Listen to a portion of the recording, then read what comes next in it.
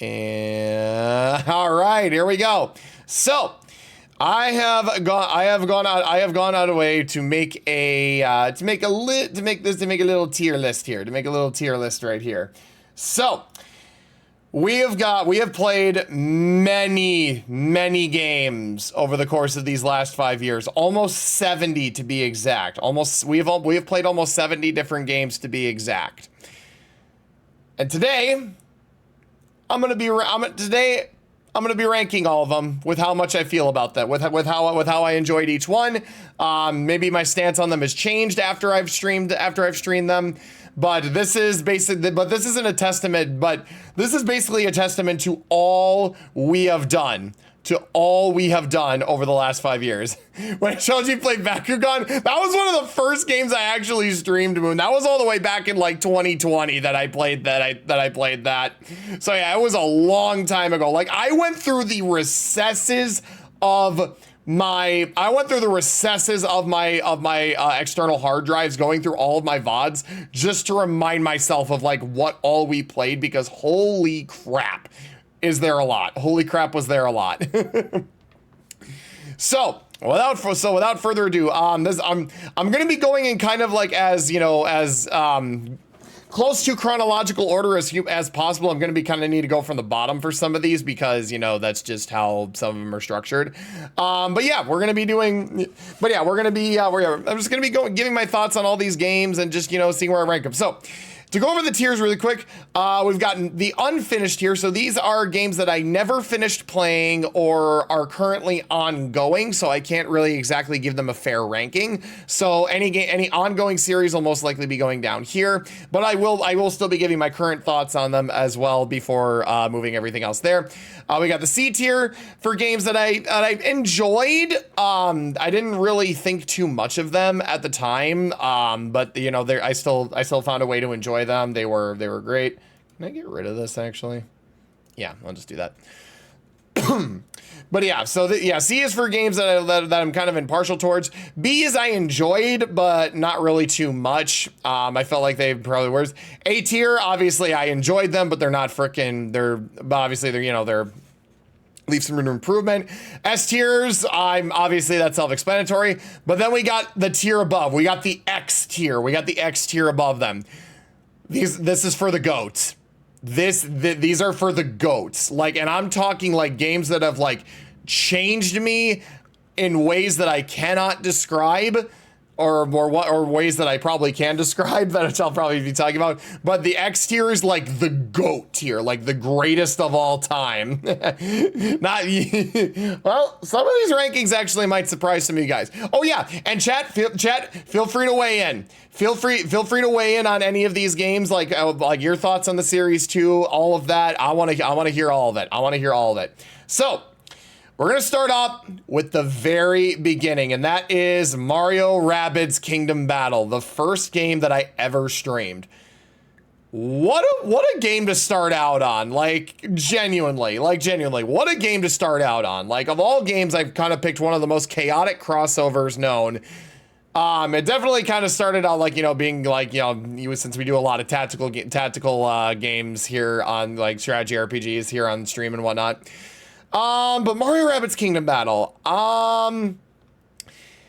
I think, in all honesty, I probably am going to put this in B tier. I'm going to put this in B tier for the first Mario Rabbids game. And that's for a few different reasons. For one, obviously it's very precise is the thing. It doesn't allow you a whole lot of action freedom.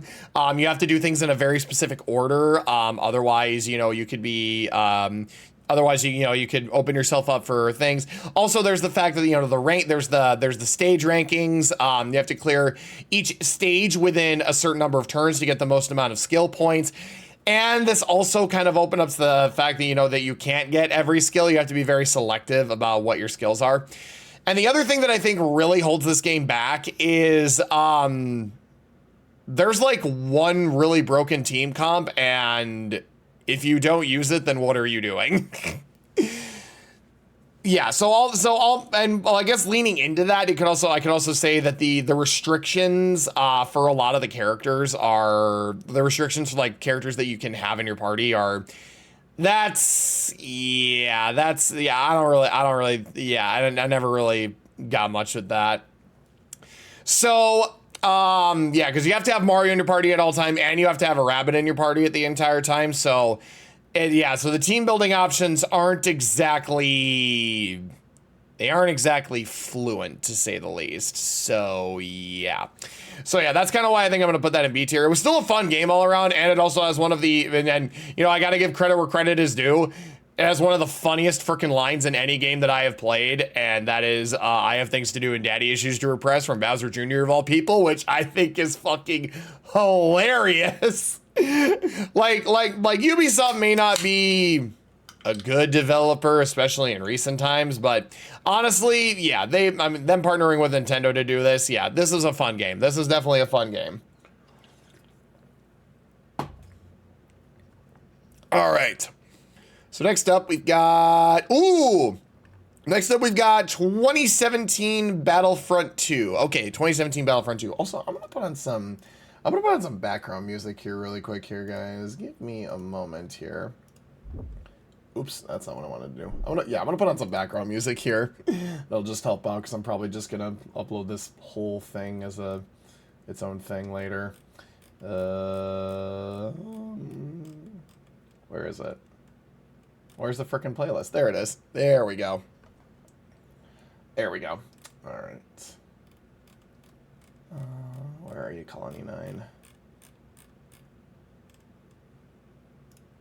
There we go. That's better. That's better. Now that's what we'll do. Okay. So next up, we've got 2017 Battlefront 2. So this... yeah, this game definitely had a shaky life cycle. Obviously, you know, support ended for it, but it's still got a very active player base. I played it a few times just, you know, when I needed to blow off some steam or when Lewis is playing it. We did that session with Dan. It's a fun game, but there's not really much to it outside of the multiplayer and everything else. So, I think I'm gonna probably put this one... yeah, I'm gonna probably put that one in C tier, in all honesty. I'm probably gonna put that one in C tier because honestly, it's just fun and not really anything else. There's not really much else that I did outside of you know, the PvE mode and all that, especially with you know, like I said, doing all that with Lewis and all them. So yeah, not to mention that some of the game modes can feel very one-sided, especially in that PvE mode. So yeah, it can be a little much at times, but yeah. Okay, not really much left I want to say on that. Among Us. Among Us. I've only ever played this a few times on stream. I have not played it recently, but there's an F tier just for Among Us. Gives out remember experiencing. Well, that's why it's going in that. That's why it's going in frickin' C tier. And I'm even gonna go. I'm even gonna go one step further as to putting it below C tier. Below Battlefront 2 in C tier. My issues with Among Us just stem from like how heated things can get, especially like with a large level, like with a large player count with that. Because a lot of the times it feels like it's just, you know, maybe 2-3 people arguing at a time, and then all of a sudden accusations get thrown at one person. They can do nothing to, they try to defend themselves, and all of a sudden it's just like, oh, well, we don't believe you. Well, maybe you give me a little bit of a chance to explain myself instead of you know, just instead of y'all just fucking arguing at each other, like maybe we could have been somewhere. I don't know. Yeah, it's just, yeah, Among Us is fun, but yeah, it's just, I don't really have a whole lot of patience for it anymore, so that's why I don't really play it too much anymore. So yeah. All right, now we got to kind of go from reverse order here.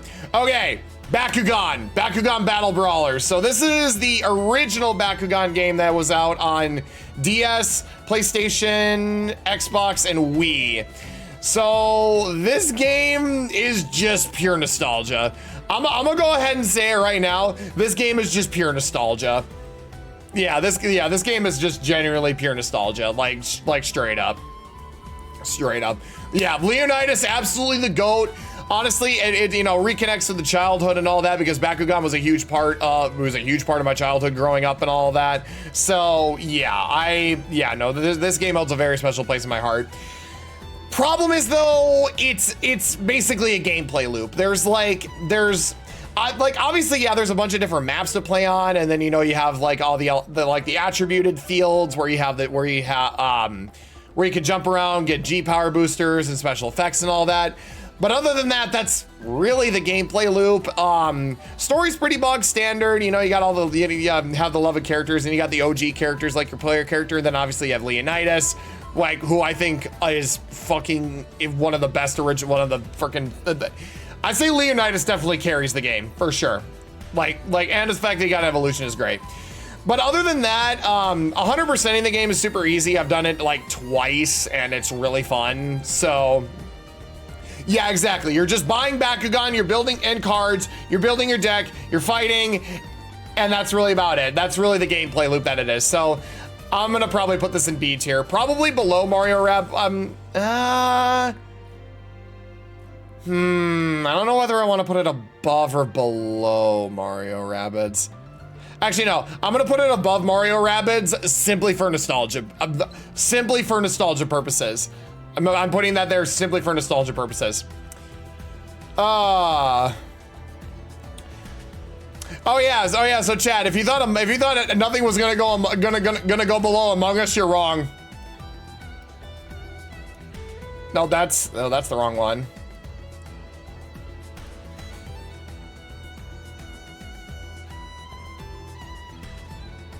Did I grab? Oh, wait a minute, hold on, I'm not seeing one in particular. Nope, there it is. Okay, there it is. All right, I'm putting, so Three Houses is on here like, yeah, Three Houses is on here 4 times because I genuinely consider all 4 of the routes their own respective stories, and thus kind of respectively their different games. And obviously, you know, we broke them up into 4 like separate playthroughs. So honestly, yeah. Yeah, Silver, no. Yeah, Silver Snow is at the oh wait, no, that's Verdant Wind. That's Verdant Wind. Wait, where the fuck did Silver Snow go? Oh, there it is. Oh, there it is. There's Silver Snow.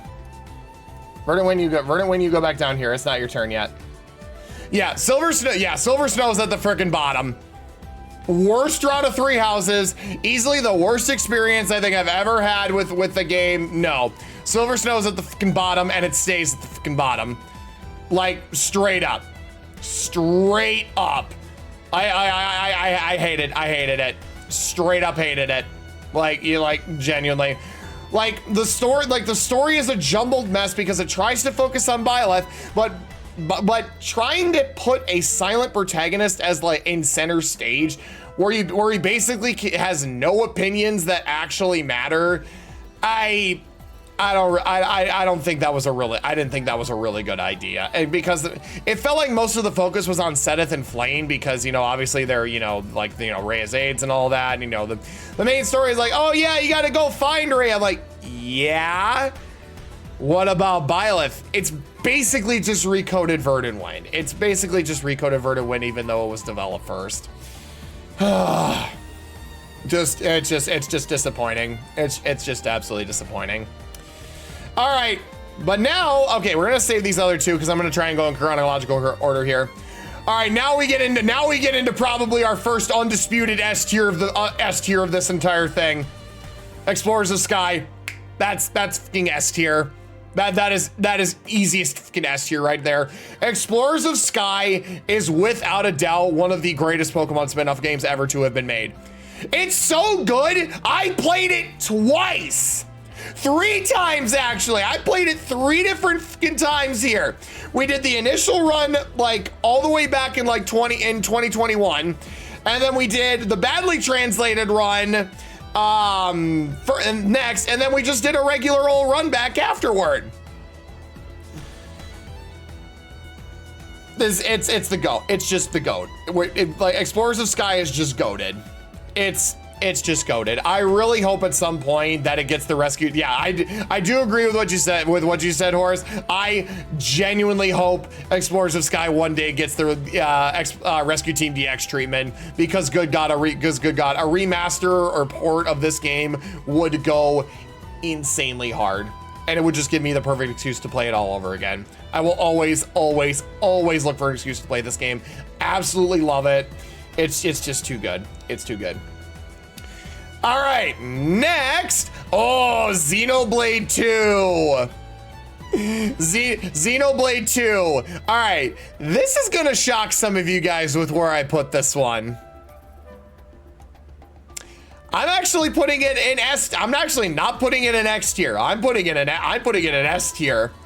In fact, I'm putting it below Mystery Dungeon Explorers of Sky. So here's the thing. Xenoblade 2 is a fantastic game. It is a fantastic game. Absolutely never going to deny that. However, there's quite a few flaws that hold it back. Obviously, they kind of tried to take on more of like a lighthearted tone in some aspects where it didn't really fit. Obviously, you know, some of the anime tropes that it went into were, you know, not really the best. Some of the anime tropes they leaned into kind of hurt it. Chapter 4 is just a kind of a jumbled mess. And obviously, you know, if you're trying to go for 100% and get all the rare blades, that turns into kind of a massive ordeal. All in all, though, it has some fantastic characters. Rex is the GOAT. Zeke is my fucking Chaos Senpai. Morag is the undisputed queen. And Nia is just the best. Also, Pyra and Mithra, love them to death. The game's got some of my favorite blades in Praxis and Theory. It's a fantastic game, but the flaws that it does have, I think are what's keeping me from putting it in the X tier, like straight up. Oh my God, I forgot I fucking played this once upon a time. All right, chat, you know what? I'm actually gonna do something you probably never expected, and I'm actually gonna put something lower than Silver Snow. I'm putting fucking Genshin Impact lower than that. I genuinely forgot that I played Genshin a few times on stream back in the day, back when I regularly played it, but good God, what a fall from grace. This game's a fucking mess nowadays, and it's not even funny. No disrespect on anyone that continues to play it. Honestly, I respect the commitment, and like all of that, but it's just I just couldn't do it anymore. It was just way too grindy, and I just couldn't fucking do it anymore, man. It felt like no matter what I did, I felt like it was just never gonna be enough, and I do like I kind of like the direction that the game is going and all, but it's like, it's a lot of the shit that's coming way too late. I'm honestly glad that I dropped. I'm glad that I dropped that. I'm glad that I dropped Genshin when I did. I had fun with it when I did. Don't get me wrong, but yeah. All right. Ooh, Valkyria Chronicles, the first one. Okay. Okay, this. VC1.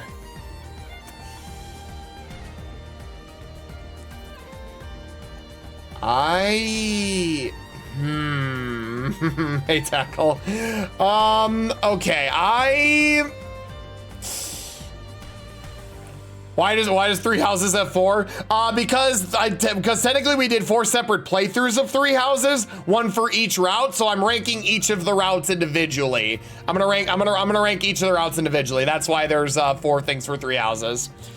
All right, VC1.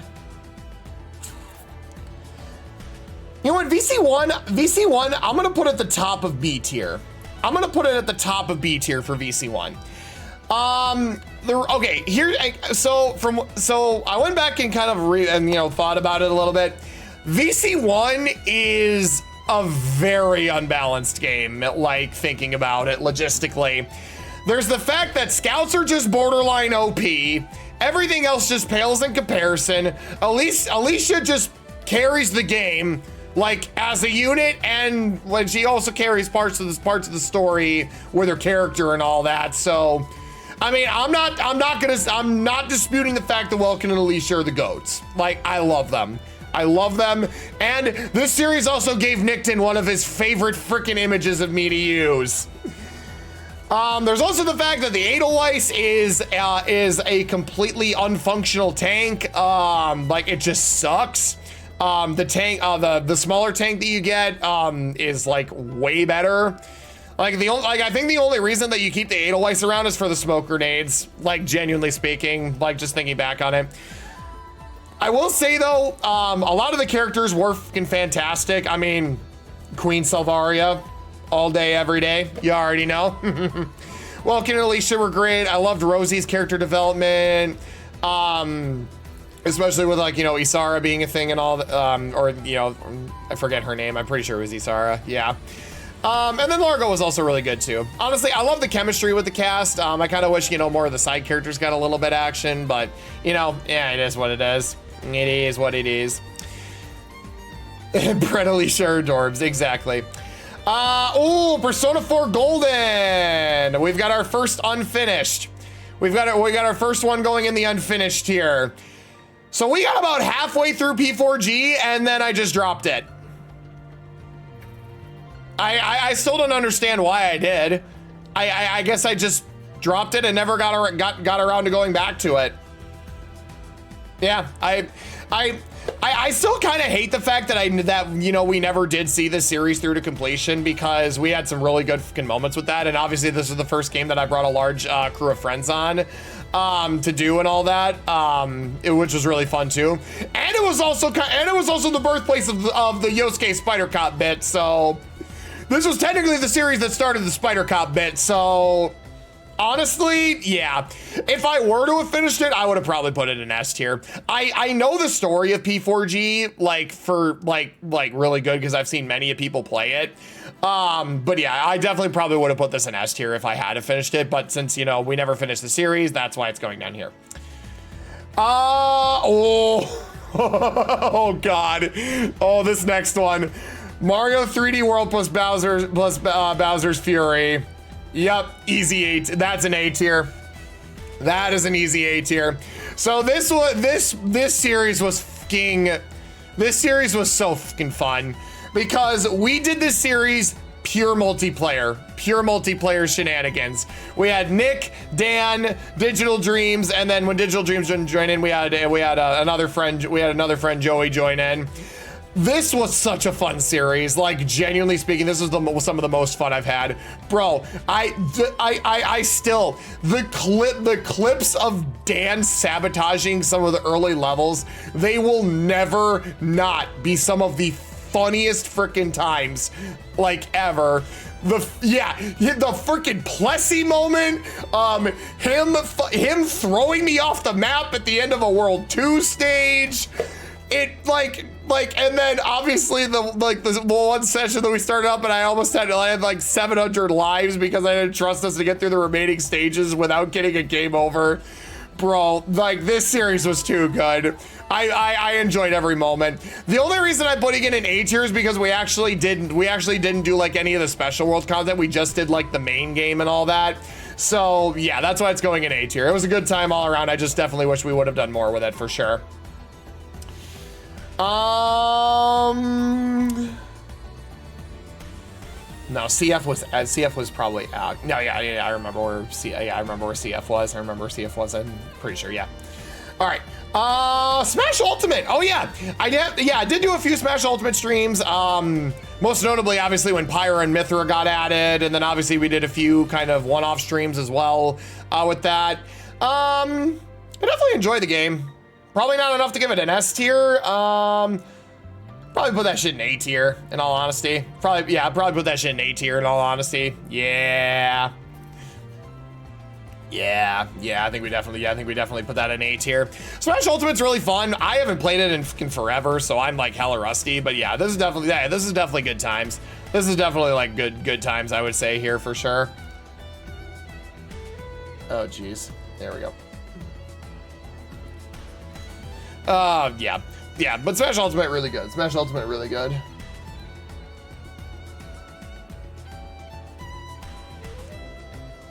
Oop. There we go. Let's see about, might see about a minute later.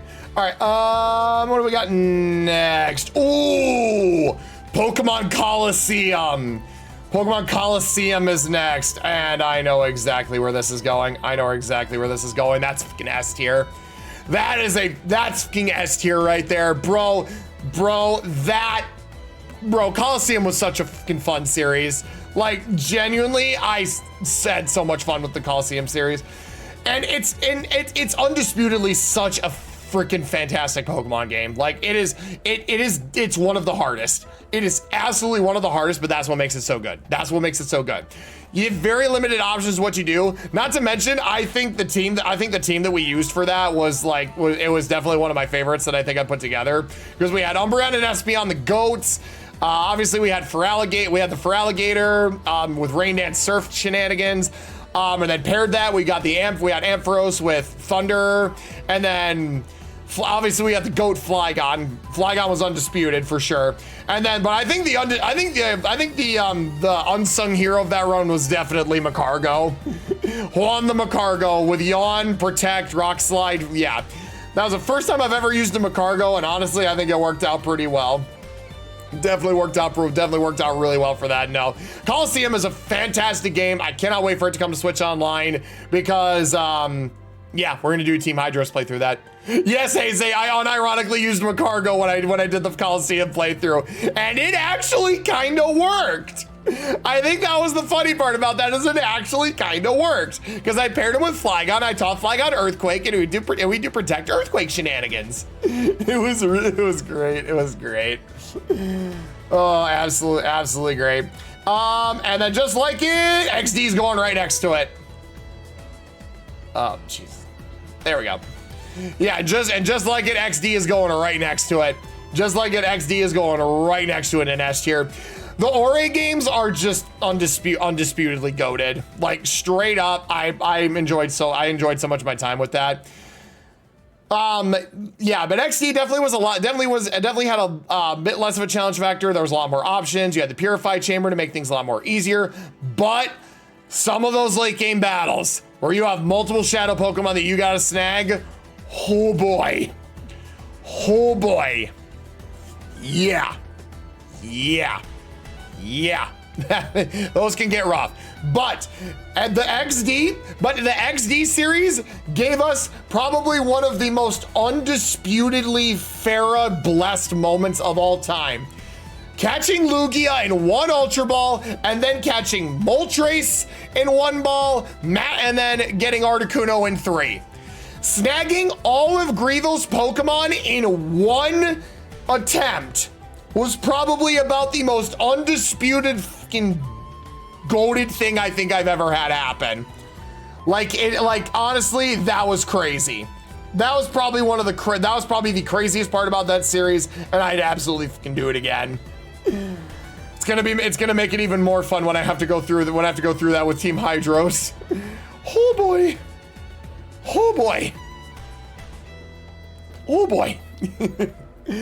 All right. Oh yeah. Okay. If y'all see what's next, you know what's about to happen. First X tier of the video, Xenoblade 1. Literally my favorite game of all time. It has to. The things that this game has done for me is straight up. This game unironically changed my life. This game taught me to step outside of my comfort zone more when it came to video games. It basically solidified my love for JRPGs, for RPGs in general. It gave me my favorite female character in a video game ever in Melia. And it just evolved into such a beautiful, beautiful franchise that has done so much for me and many other people over the years. There's a reason I replay Xenoblade every year. There's a reason I do a replay of Xenoblade every year. This game is just it's so close to my heart for every reason possible, for every reason imaginable. Like, I will never not love this game. I will never not love this game. It has done that much for me. All right. Oh my God, Miitopia. Right. So this is another series that I actually never finished. So Miitopia was another series that I actually never finished. We got about maybe halfway through the second world and I just never played it again. And I'm really sad that I didn't, because the game is so fucking funny. Like Miitopia is one of those games where you just turn off your brain, you just play it plays kind of like a point and click adventure where, you know, the only character you're controlling is your player character. All your party members are on AI. Yeah, it's yeah, honestly, I think Miitopia honestly might be a game that I might go back and do again at some point and just start from the top, because it's just too funny. It's too fun. It's just like pure goofy unbridled fun. So yeah, I definitely do want to revisit Miitopia at some point. I just need to figure out how to reset the save file and all that. All right. Oh, yeah. Brilliant Diamond and Shining Pearl. You're going at the front of C tier. You're going at the front of C tier. I definitely enjoyed it more. More than some of the other games on this list, but there's no disputing that Brilliant Diamond, Shining Pearl are just kind of a mess of Pokemon games.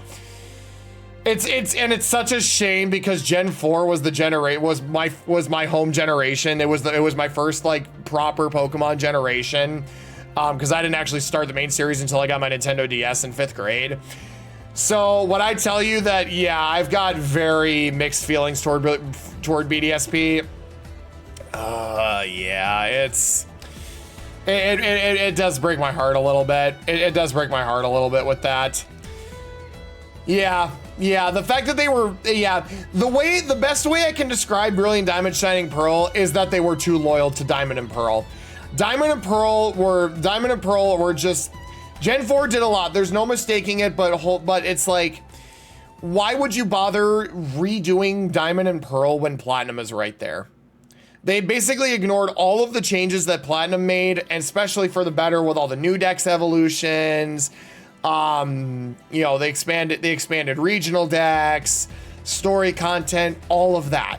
Like, I get that you kind of want to keep the trek going, and of not remastering, of not remaking the third games for certain generations, but yeah, it was fun to play through, and obviously we had a really fucking cool moment with this playthrough in particular, where my brother bred me a Totodile with Dragon Dance, and that Feraligatr went on to sweep Cynthia. That was undisputedly fucking goated. That moment was goated. Absolutely goated. Will not dispute that. But everything else about the game, just, yeah, I didn't really care too much for it. I didn't really care too much for it. I will say though, the Grand Underground was a fantastic upgrade. The Grand Underground was a fantastic upgrade. Absolutely loved it. Absolutely loved that. I just wish there were things that they didn't. Yeah. Indeed.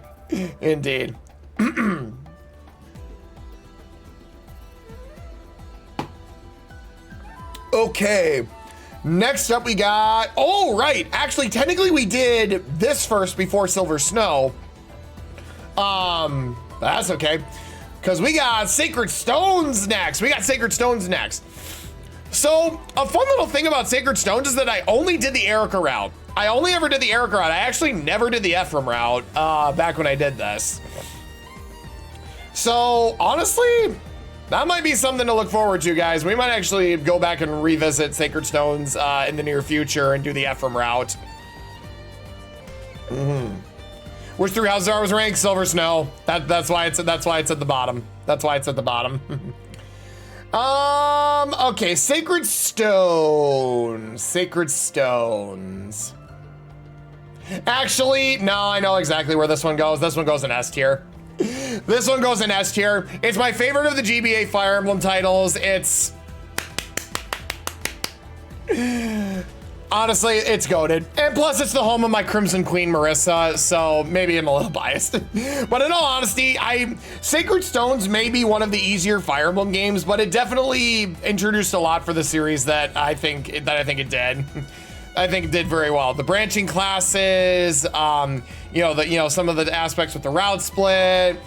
Ephraim and honestly, I like Ephraim and Erica's pro tags. Leon is fucking goated. Yeah, like I said, Sacred Stones is my favorite of the GBA titles, like without question. But yeah, I absolutely loved it. I absolutely love Sacred Stones. I always find myself going back to it every now and then. I just have so much fun with it. Oh boy, here we go. All right, guys, it's time. It's time. Here we go. Cold Steel 1. Cold Steel 1. All right, that's going at the top of A.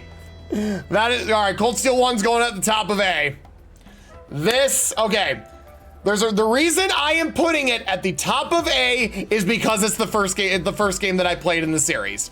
It is the first game that I played in the series. I basically had no knowledge of the mechanics. I had no idea what I was doing. And I definitely think that kind of impacted the playthrough a little bit.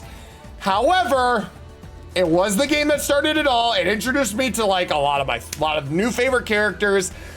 It's the game that started the snowball. It is the game that started the snowball. So giving it anything higher than the top of A would be a disservice.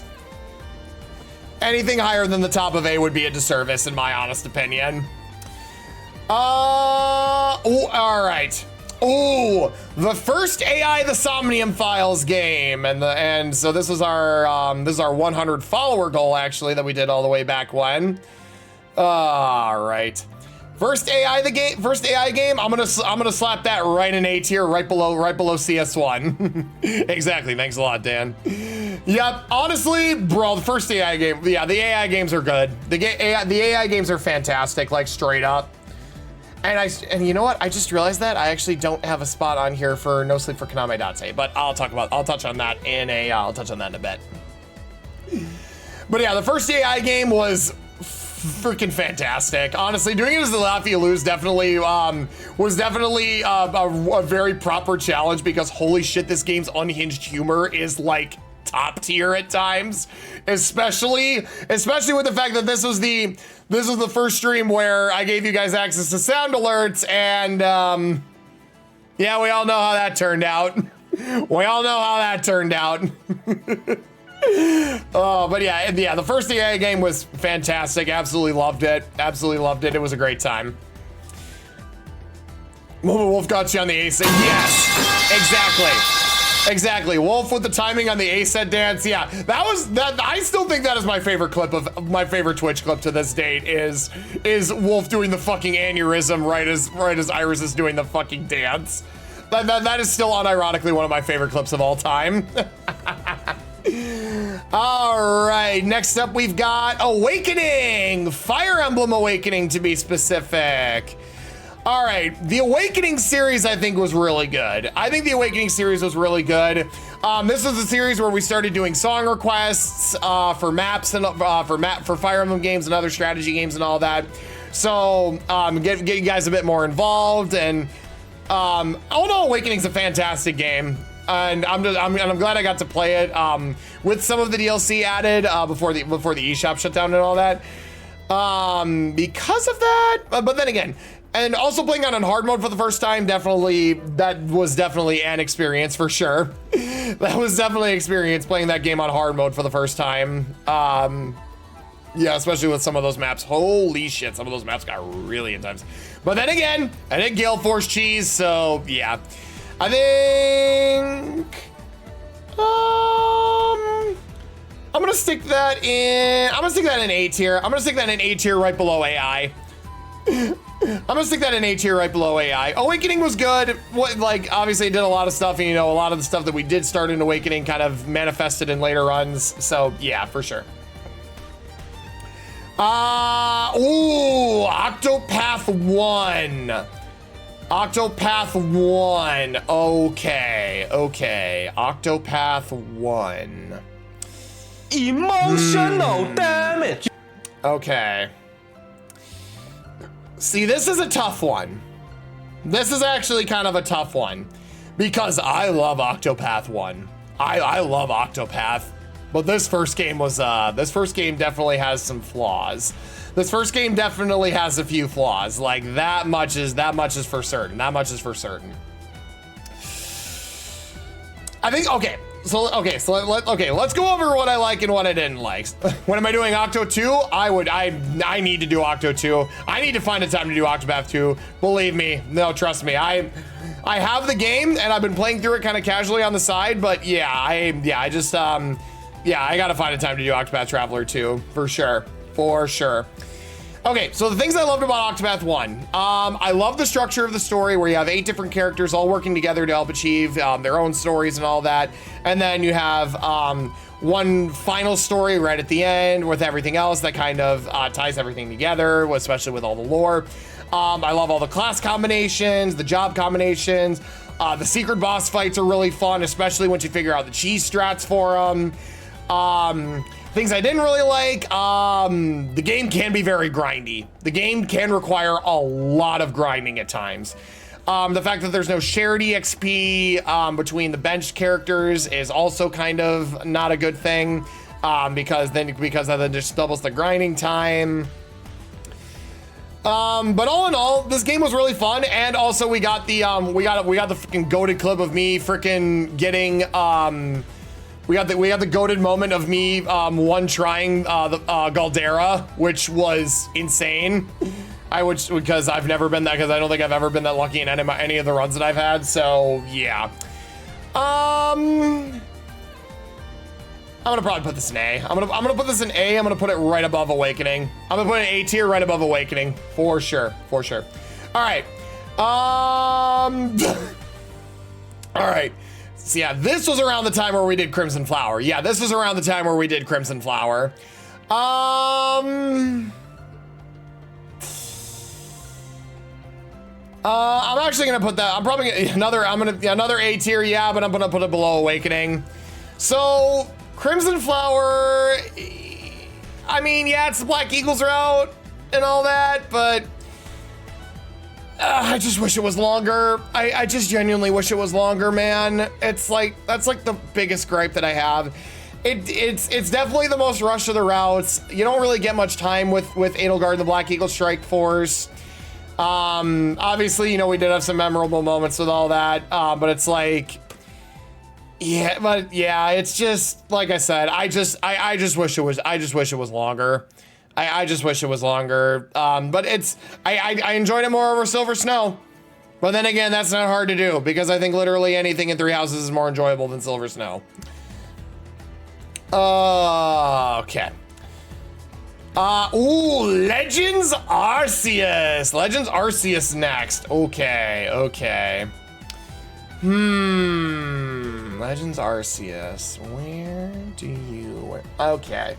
Legends Arceus was definitely a fun series. Was definitely a fun game. Definitely had a lot of fun with that game.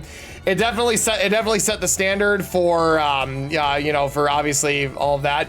And it was definitely one of the most well-received Pokemon games that's come out in recent time. It was kind of an experiment for how the open world was gonna feel. Obviously, I definitely like kind of like the Monster Hunter aspect to it, where, you know, you can like run around, you don't even have to battle anything to catch it. The alpha Pokemon were great. Strong and agile style moves were pretty cool.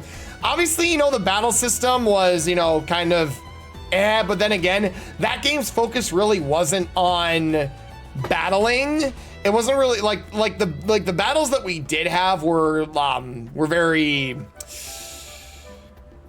bog standard and kind of few and far between, because, you know, you had the noble Pokemon fights, you had the rare trainer fights, And then obviously you had the final battle with Dialga and Palkia, which was pretty cool. The Volo, the post-game side quest with Volo, though, that was peak. That was straight peak. Like, straight up, that was peak. Like, I still, like, the Volo fight, I think is going to be remembered as one of the most iconic fights in any Pokemon game, like, after all the Cynthia fights now. Like, it's so good. It was so good. Also, yeah, and actually, like, getting 100% and completing the Pokedex in that game was like the first time I've ever done something like that, and that was cool. That was the first time I've ever done that, and that was pretty cool. That was definitely pretty cool. So, because of that, yeah, I'm gonna put it at the bottom of S. I'm gonna put it at the bottom of S. Yeah, that was a freaking S tier. That S tier for sure. Okay. So next up, we've got Pokemon Violet. Next up, we got Pokemon Violet. All right, we're on a little bit out of order here. All right, Violet was an interesting case. Violet was definitely an interesting case because technically we played Violet twice. We had the first playthrough, and then we did the Nuzlocke. I'm gonna be 100%. I debated on whether or not I was gonna rank them separately. But then I just decided, you know, I'd probably kind of coincide him with himself because, you know, it's technically the same game. First playthrough of Violet was definitely iconic. I thought it was, you know, despite all the glitches and everything else. I mean, liked a lot of the new Pokemon. Definitely had it was definitely one of my favorite teams to use because, what other run am I going to use two fire ghost types that are complete opposites? One was a special attacker and the other one was a physical attacker. And it also introduced me to my favorite Gen 9 Pokemon, Tinkaton. Like, I'm gonna be real, Cerulege had that throne. Cerulege had that throne since it was revealed. But the second I saw Tinkaton, it was fucking over. It was fucking over. I love it. That Pokemon is Gremlin incarnate, and I fucking love it. I fucking love it. I fucking love Tinkaton. I will never not love Tinkaton. Okay, so then the Nuzlocke on the other hand, that was a freaking wild ride. That was such a wild ride, especially considering, you know, it was the second Nuzlocke that I ever did. Especially, you know, trying to figure out a way to do it in Scarlet and Violet too, where, you know, I didn't have like I had to figure out a way to randomize encounters. Yeah, no, the Nuzlocke was freaking insane, and going all the way with the Nuzlocke through Teal Mask and then Indigo Disc as well, bro, that was just nasty. That was just genuinely nasty. And I will say that final Kieran fight with Kieran at Blueberry in the Nuzlocke, I'm sorry, but that was one of the most iconic fights in the fucking channel. The fact that we almost swept him with Ogerpon and Cinccino of all things, just, yeah. Yes, we did have a shiny. We had a shiny Snorunt, which became a shiny Glalie. So yeah, so we actually did have a shiny in the Nuzlocke too, which is really cool. It's kind of a shame I didn't end up using the Glalie, but I mean, honestly, it didn't really bother me that much. It was just kind of nice to have a backup option for sure, But yeah, we also had a lot of really good Pokemon that we used for that run too. I mean, we had Wolf being a fucking goated Garganical, fucking Meowscarada just unironically carrying like over 75% of the game. Fucking Zenny the Arcalid, Zenny and Anki, bro, Zenny and Anki were the goated duo in that fucking Nuzlocke. I'm gonna just say it, Zenny and Anki were the goated duo. Bronzong and Arcaludon.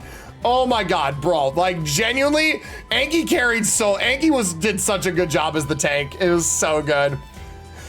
Moon, you did pretty good as Toxtricity. Yeah, sure there were some rough moments. But you did good. I still think you did pretty good as Toxtricity. And having you along for the ride definitely helped because Electric Poison is a good type to have for sure. But yeah, honestly, yeah, definitely, I would definitely say this, the Violet Nuzlocke was pretty good.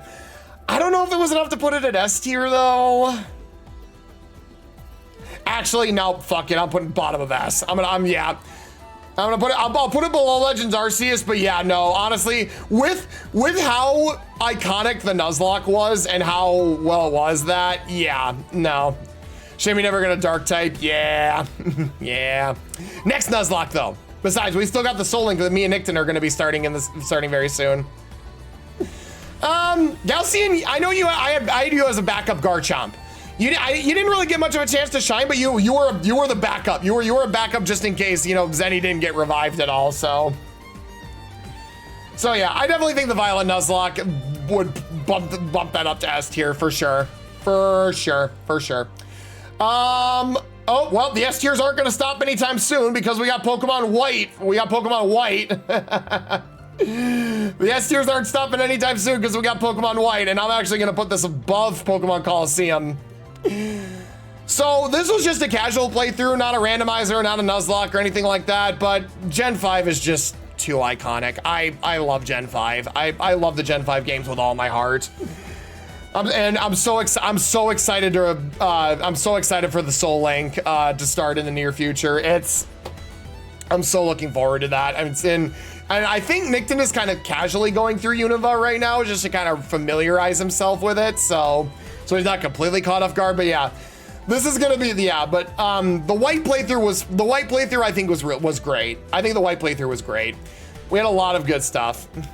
Yeah, I know I am too. I just hope they learn from the mistakes with BDSP and just don't trust that development studio to do it ever again, because I'm gonna tell you right now, if they are responsible again, then yeah, I'm probably the first Pokemon games I'm gonna be skipping, to be honest.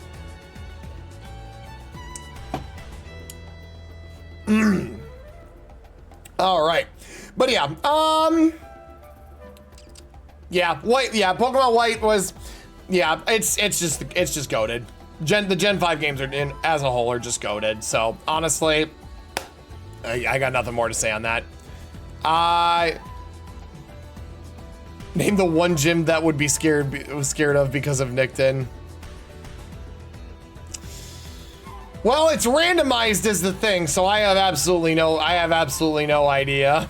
And with the randomizer settings that I am using, all gyms are going to be using the same type. I feel like Lenora would probably be the most terrifying though, because there's a lot of nasty normal types that we could run into potentially. Like fucking Regigigas. But yeah, White's gonna go up top for right now. Ooh, Project Cross Zone 2. Oh yeah, this game's pretty fucking good. Yeah, I love Cross Zone 2. I don't know if I love it enough to put it in S tier though.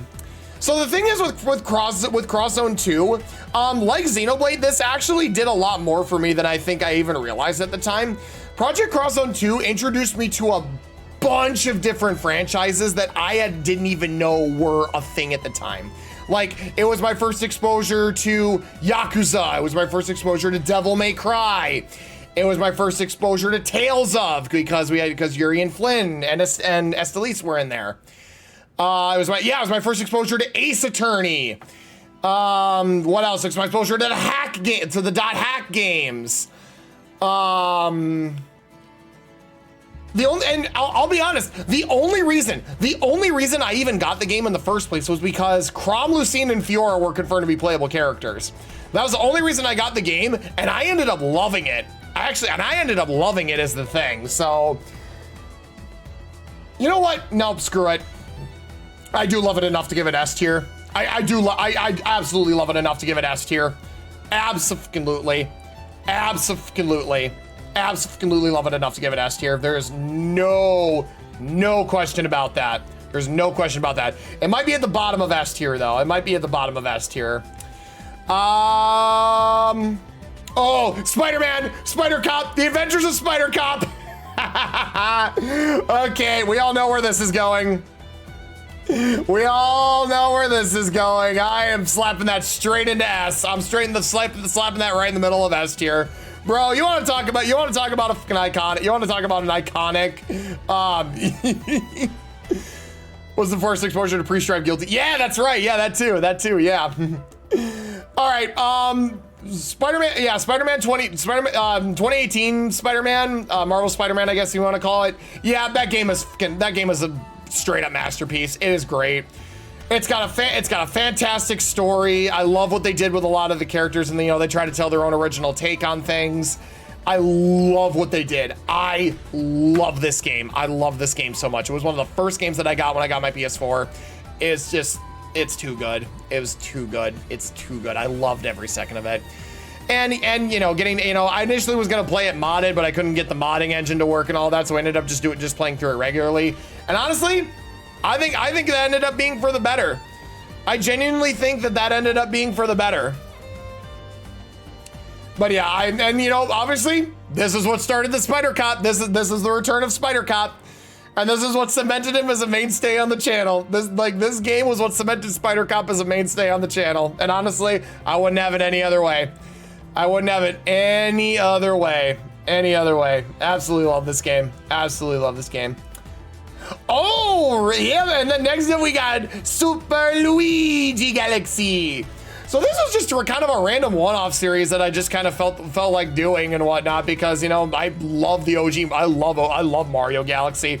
And how fitting too, because Mario Galaxy 1 and 2 are getting a bundle release on Switch in the coming future. So this is gonna give me the perfect excuse to play Galaxy 2.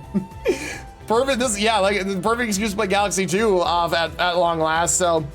So the reason we did Luigi Galaxy over Mario Galaxy is because technically you have to play through Mario Galaxy twice in order to truly 100% it. Once is Mario, and then once you get all 120 stars as Mario, you have to get all 120 stars as Luigi, and then you unlock the final secret level, which gives you the remaining 2 stars for 242. And not to mention, I think playing Luigi Galaxy was, very on brand for me because I love Luigi. I very much love Luigi. Yeah, I think this will definitely probably go in the middle of A tier though, but it's mainly middle of A just for nostalgia alone. Yeah, I love the Mario Galaxy games, for sure. Yeah, but I'm very much looking forward to playing Galaxy 2 when the Switch version of that comes out. Oh, so good, so good. All right. Ooh, Tales of Arise. Tales of Arise. Okay. Here's where we're gonna be. Here's where I'm gonna be a okay, I don't know if this is gonna be a hot take or anything like that, but I'm actually gonna be putting this. I'm gonna put this at the top of B. So the thing with Arise is that it's still probably combat-wise and actual mechanics-wise, it's definitely my favorite of the ones that I've played. It just has a lot of glaring issues that I don't think can be overlooked. For one, the game's story peaks way too early. It peaks way too early, and it starts to fall off after Dohalim's stuff, and then it kind of starts to get better once you get to Volron. And then, actually no. After Volron, the game's story takes a very noticeable nosedive in quality. And I understand what they were trying to do in some aspects of it, but I wasn't really vibing with it. The boss fights definitely were probably one of the worst aspects of the game. Just these massive HP sponges, and the only way of really beating them is by doing these cinematic counters that basically the game tells you have to do frame perfect, otherwise it won't work, even though we're gonna show you exactly when to time it, and it feels like you should have a bigger window, and you don't. Yeah, I didn't really care for that. Also, the fact that they made a lot of the earlier bosses into just late game enemies with absurd amounts of HP. I get that you're supposed to like be more powerful and that you can easily take them down. But when a lot of these enemies have like really annoying mechanics and just have really bullshit AoE attacks, like it gets to a point where it's just like, what are we even doing here? Like what are we even doing here straight up? I feel like the only reason I got through the game, like segments of the game as well as I did, is because I was a Rinwell main. I feel like that's the only reason I did good. Yeah, exactly. I love my magic. I love my mage gremlin Rinwell, and I will play as her any day of the freaking week. Play as her any day of the freaking week. But yeah, other than that, I love the character. I love all the characters really. I think Arise definitely has one of the stronger casts for sure. I didn't feel like there was really anybody that like didn't have a chance to shine. Alphen and Shinon are a fucking goated couple. Law and Rinwell are really cute, and then obviously the fucking queen that is Kisara. Bro. I'm just saying, I understand why Lewis likes her. I'm just saying, I understand what he sees. Also, Dohalim was really good. Dohalim was great too. I did very much enjoy Dohalim a lot. Oh, all right, chat. Xenoblade 3. We have our second X tier. We have our second X tier of the video. We have our second X tier of the video, and this should come as absolutely no shock to you, bro. I did a 24-hour stream of Xenoblade 3 when it came out. That should tell you basically that should basically tell you everything. Fucking cinema. This was so worth the wait. Xenoblade 3 was so worth the wait. We had so many memorable moments with this. Obviously, like I said, the 24-hour stream, getting to experience this game, like just in not even, in just, you know, in the fashion that I did. And then Future Redeemed, just tying everything off with a nice bow at the end. Just, it's fucking peak. It absolute you wanna run that cinema. Baby? Absolute cinema. This is a game that I try to replay every year because I just love it that much.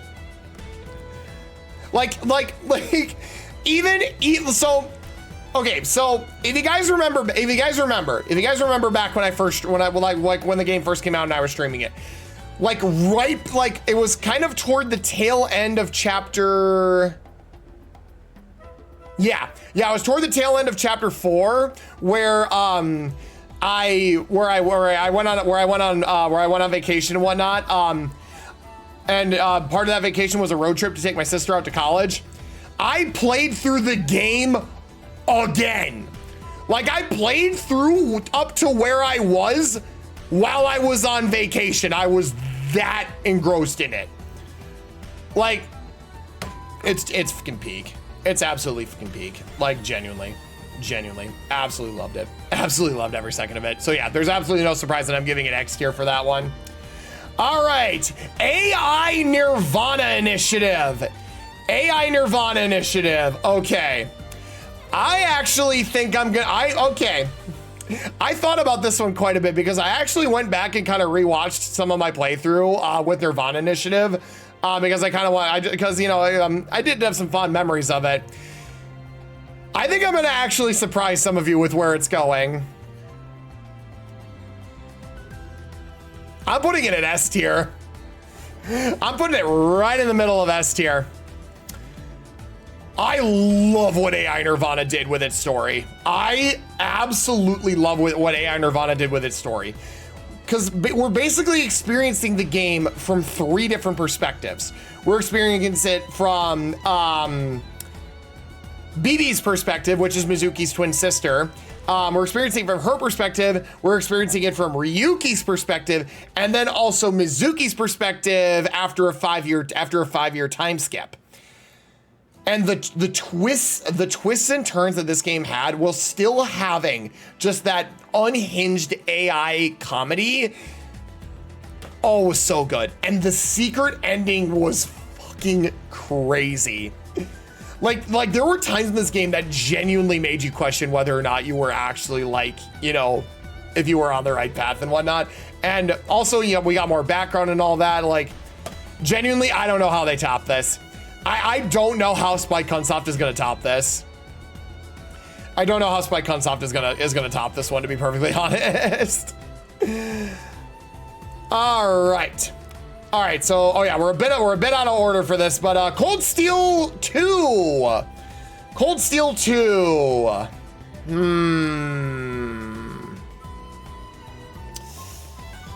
Oh yeah, this is gonna be a tough one because Cold Steel 2 was good. Cold Steel 2 was very good. I'm not denying that. But the thing is, Cold Steel 2, I actually have the least amount of memories playing, which is kind of odd. All in all, I thought it was fantastic. I thought it was fantastic for sure. And it definitely, you know, obviously, you know, I wanted, you know, the you know, segue going straight from CS1 to CS2 was really good.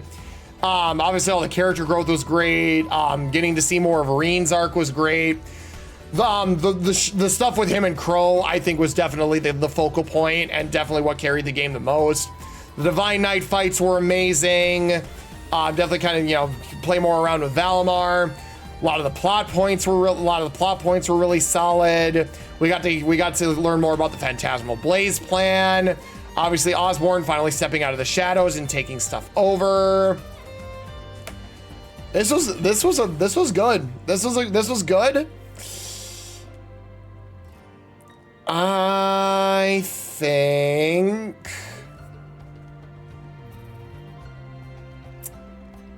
I'm gonna put this at the top of A. I'm gonna put this at the top of A, methinks.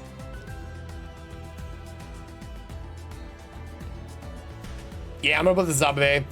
Yeah, the reveal of Rufus being an Ironblood was really good. Yeah. A lot of the plot points and all of like the new stuff that got revealed was really good. Obviously there were a few things that I think were kind of janky. I mean, obviously like some of the cryptid fights were a little wonky. Some of the other boss fights were kind of, obviously the McBurn fight in the Infernal Castle was yeah. But I think the fight that immediately followed or made up for with Crow and Vita definitely made up for it. Definitely made up for that. All right.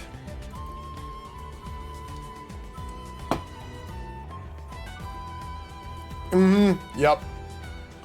All right, and then Cold Steel 3. Cold Steel 3. Oh, good God. Yeah, I gotta play. Yeah, we're gonna.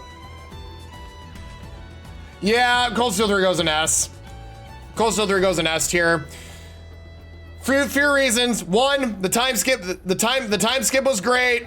All the new characters some of the new characters they introduced were great, obviously, and you know we get to see we had the fact of like Altina, enemy turned ally. Well, quote unquote enemy turned ally. Yuna going from NPC to basically protagonist was amazing. Kurt was great. Ash and Muse were great. The growth that Class 7 experienced was great. Ending made me want to frickin' punch a hole in my wall. But I guess that just goes to show how fucking good it was.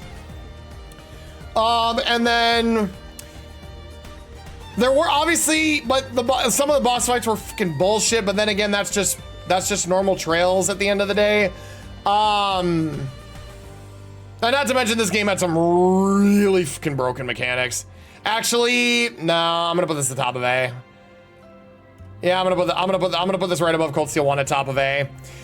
It's more like it was more or less that there was just a lot of BS fights, so much so that I had to drop the difficulty down, which I didn't want to do at all.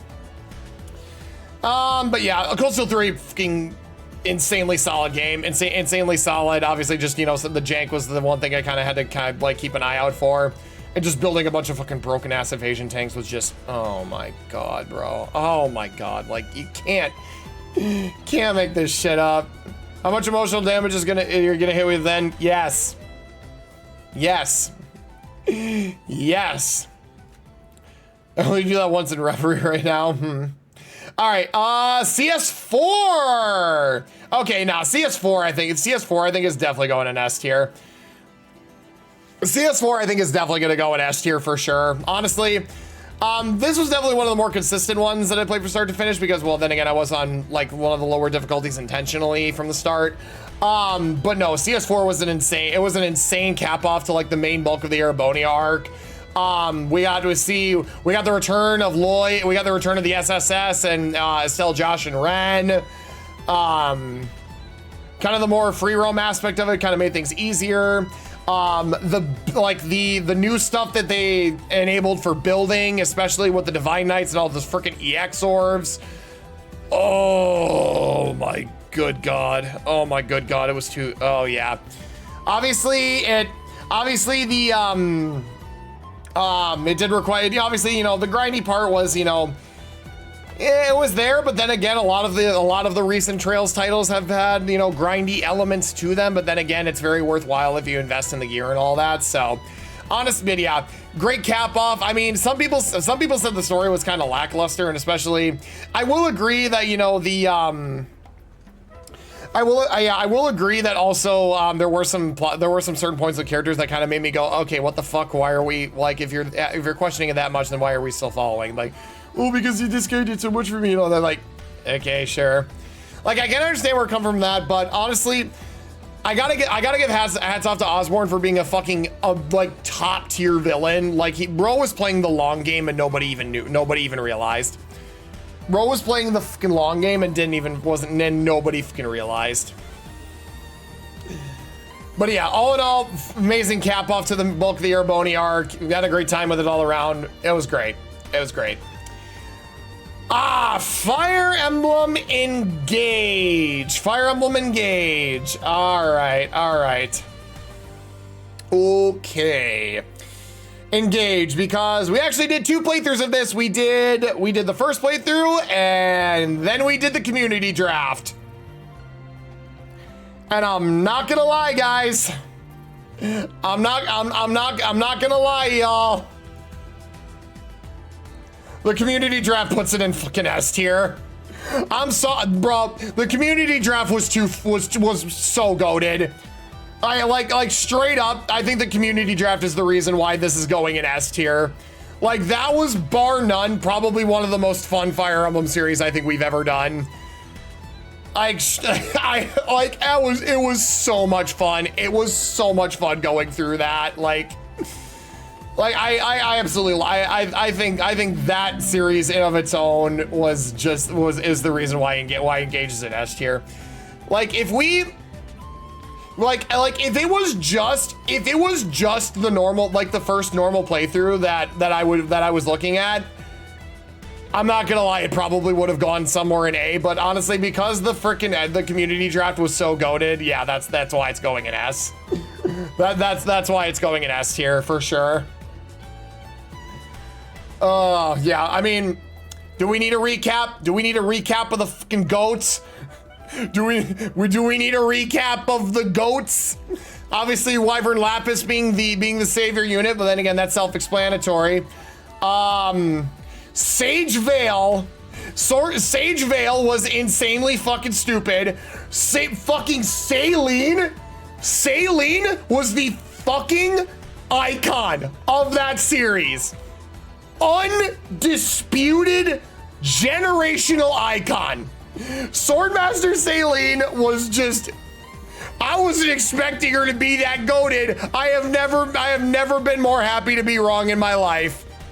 Berserker Tamara was like very funny, and honestly, I think that was I think that was great. Warrior Penette, obviously we got to do Wrath, Bloodlust, Killer Axe, Penette shenanigans again, which was really funny. Bow Knight Alchrist I thought kind of worked really well. Diamant and Hortensia getting their preferred classes was definitely a nice touch too. High Priest Ivy actually ended up being really fun too. Yeah, all in all, I think we definitely had some. That was definitely a really fun series. That was definitely a really fun series, and I absolutely would love to do something similar like that again sometime. All right. Pokemon Infinite Fusions. This is another one where we did multiple playthroughs of. I think, okay, and the thing is, I kind of want to go back and do another playthrough of this in the future because apparently it's gotten a bunch of updates in recent time. Like they've added a bunch of more Pokemon and a bunch of more fusions. So this might be getting a revisit in the future. I don't know if we'll do a Nuzlocke. We might do another Nuzlocke, but Infinite Fusions was a fucking fantastic time. I don't know if they've added any Scarlet and Violet Pokemon yet. I know they've added some really popular requests like Lycanroc, Tyrantrum, and a few others too. Didn't give you a name for the Darkrai Haxorus combo. Yeah, the Darkrai Haxorus combo was so goated for the Nuzlocke, it wasn't even funny. I think I'll probably put Infinite Fusions at the bottom of S. Yeah, I think I'll definitely put Infinite Fusions at the bottom of S for sure. That was a really fun series. We had a good time with it. Definitely had a good time with it. Miles Morales, Spider-Man Miles Morales. That one, yeah, I'm gonna slap that in A tier. Miles Morales was very short. I think it only took us like 2 or 3 streams to get through it. But then again, we didn't do we didn't do all the side content though. It's definitely been on the shorter side. Obviously it's a game. Yeah, Torterra for Alligator combo. Absolutely. Yeah, Miles Morales, shorter game. Obviously, it's been more focusing on Miles, you know, finding his way as Spider-Man while Peters and Sokovia with MJ and all that. Honestly, I thought it was pretty solid. The finale was definitely something to be remembered, and obviously, you know, getting to learn Miles's powers was really cool too. So yeah, definitely not as solid, but yeah. Did you have to cheese a boss with Shedinja fusion? Yeah, that was the triple-headed bird fusion. That's typically a run killer, but we got a freaking slacking Shedinja that was a normal ghost, and it was only weak to dark, and the birds don't learn dark type moves. God, that was fucking stupid. Normal ghost is not an okay typing, especially on something with Wonder Guard.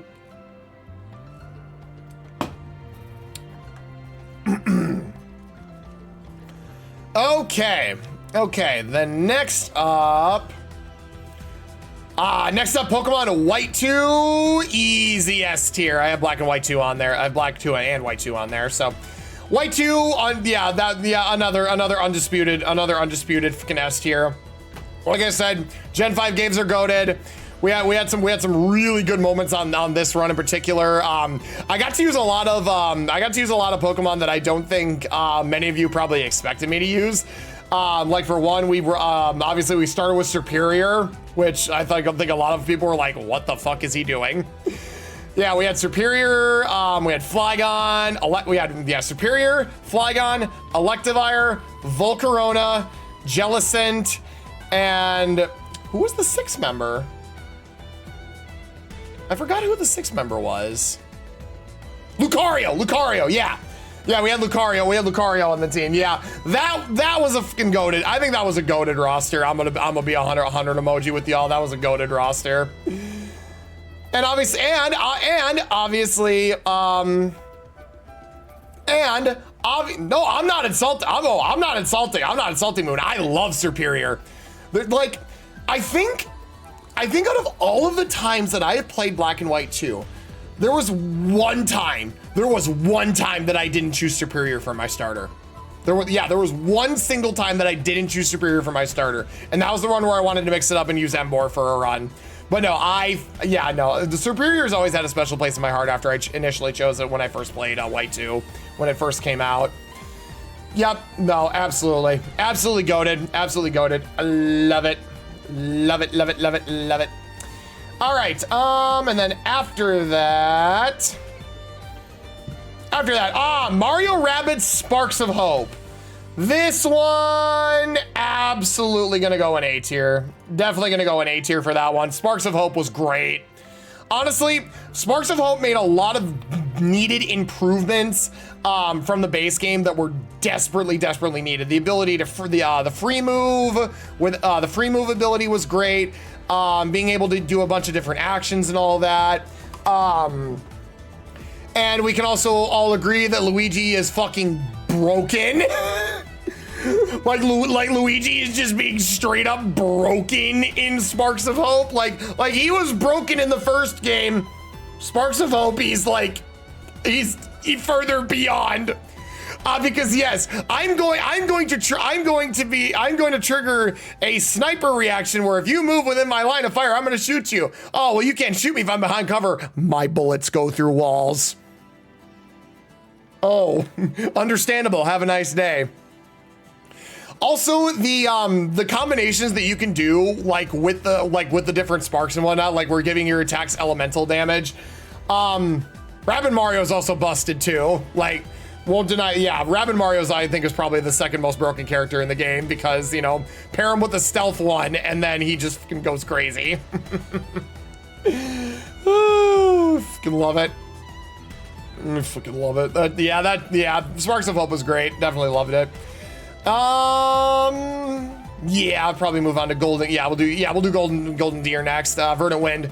For 3 houses, Verdant Wind. This was definitely probably one of the more stronger runs, I would say. Mostly because, you know, it's time to flesh stuff out. We also did some really funny class combinations, and who can forget the best way to deliver the finishing blow? Holy Knight Flame with the Scythe of Sariel killing Nemesis. Cinema. Absolute fucking cinema.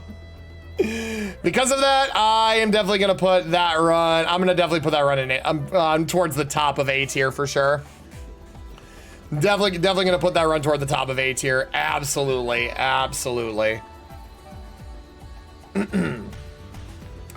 All right, next up we've got Spider-Man 2. Spider-Man 2. Okay. Spider-Man 2 is kind of in a weird position because there are some things that I do think are kind of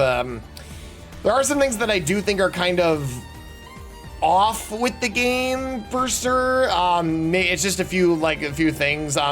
Mostly it just usually ends up boiling back to the frickin' Adidas suit that Miles had at the end of the game that you were forced into. Just nobody liked that, and I think that definitely kind of ruined a bit of the atmosphere. Even some of the developers have said, yeah, no, even Miles's voice actor in the game was like, yeah, I didn't really think that. I thought that was fucking stupid. Like, I don't know why the hell he'd be wearing that. But all in all, I actually very much did enjoy this game's story. You know, you get to, you know, swapping multiple perspectives. Their original take on Venom, I think was very interesting. Definitely more of a unique approach to that. And then obviously, the stuff with Harry and all that, Peter and MJ kind of finding their way in their relationship and all that. And then also setting up for the third game, because obviously we all know there's going to be a third game, setting up with Silk and all that. I think obviously the biggest crime is that this game didn't get any DLC like the first game did, and which I think is a massive L, because we went through an entire optional storyline setting up Carnage, and we didn't get anything. We didn't get anything for that. Yeah, all in all, I think there were just some missed opportunities with the game, but all in all, I still think it's pretty solid. So I think because of that, I'm gonna put it at the top of A tier. I'm gonna put it at the top of A tier, for sure. Definitely enjoyed my time with Spider-Man 2. Splatoon 3. I've done a few streams of that. Obviously, I did a lot of videos back in the day. So honestly, B tier. Actually, no, I'm gonna put it at the bottom of B. So honestly, I enjoyed my time with Splatoon 3. I really did, but it was really only fun. It was really only fun when I was playing with friends, and that really just kind of says a lot. The game, I did like the new weapons. The Splatanas are a freaking staple, and I freaking love them. They're obviously my freaking go-to now. But I feel like I feel like there's just way too much that's holding this game back from being this franchise back from being really good. I know. Then recently, I know they just threw out. Recently, they threw out an update with a bunch of third kits and all that, which you know a lot of people were asking for. But I think the biggest thing that really holds this game back are the maps. Like being just basically fucking hallways with no flanking options is just. Yeah, that's definitely what kind of did it for me. So it makes fights feel. It can make fights feel very one-sided, especially if you get pushed back far enough. Yeah, I just. Didn't really care for it. And yeah, it was great when it first came out, but nowadays it's like I like there's a reason I haven't played it in like almost 2 years. So yeah. But you know what isn't fucking washed? Trails from freaking Zero. Trails from freaking Zero. That's easy S tier.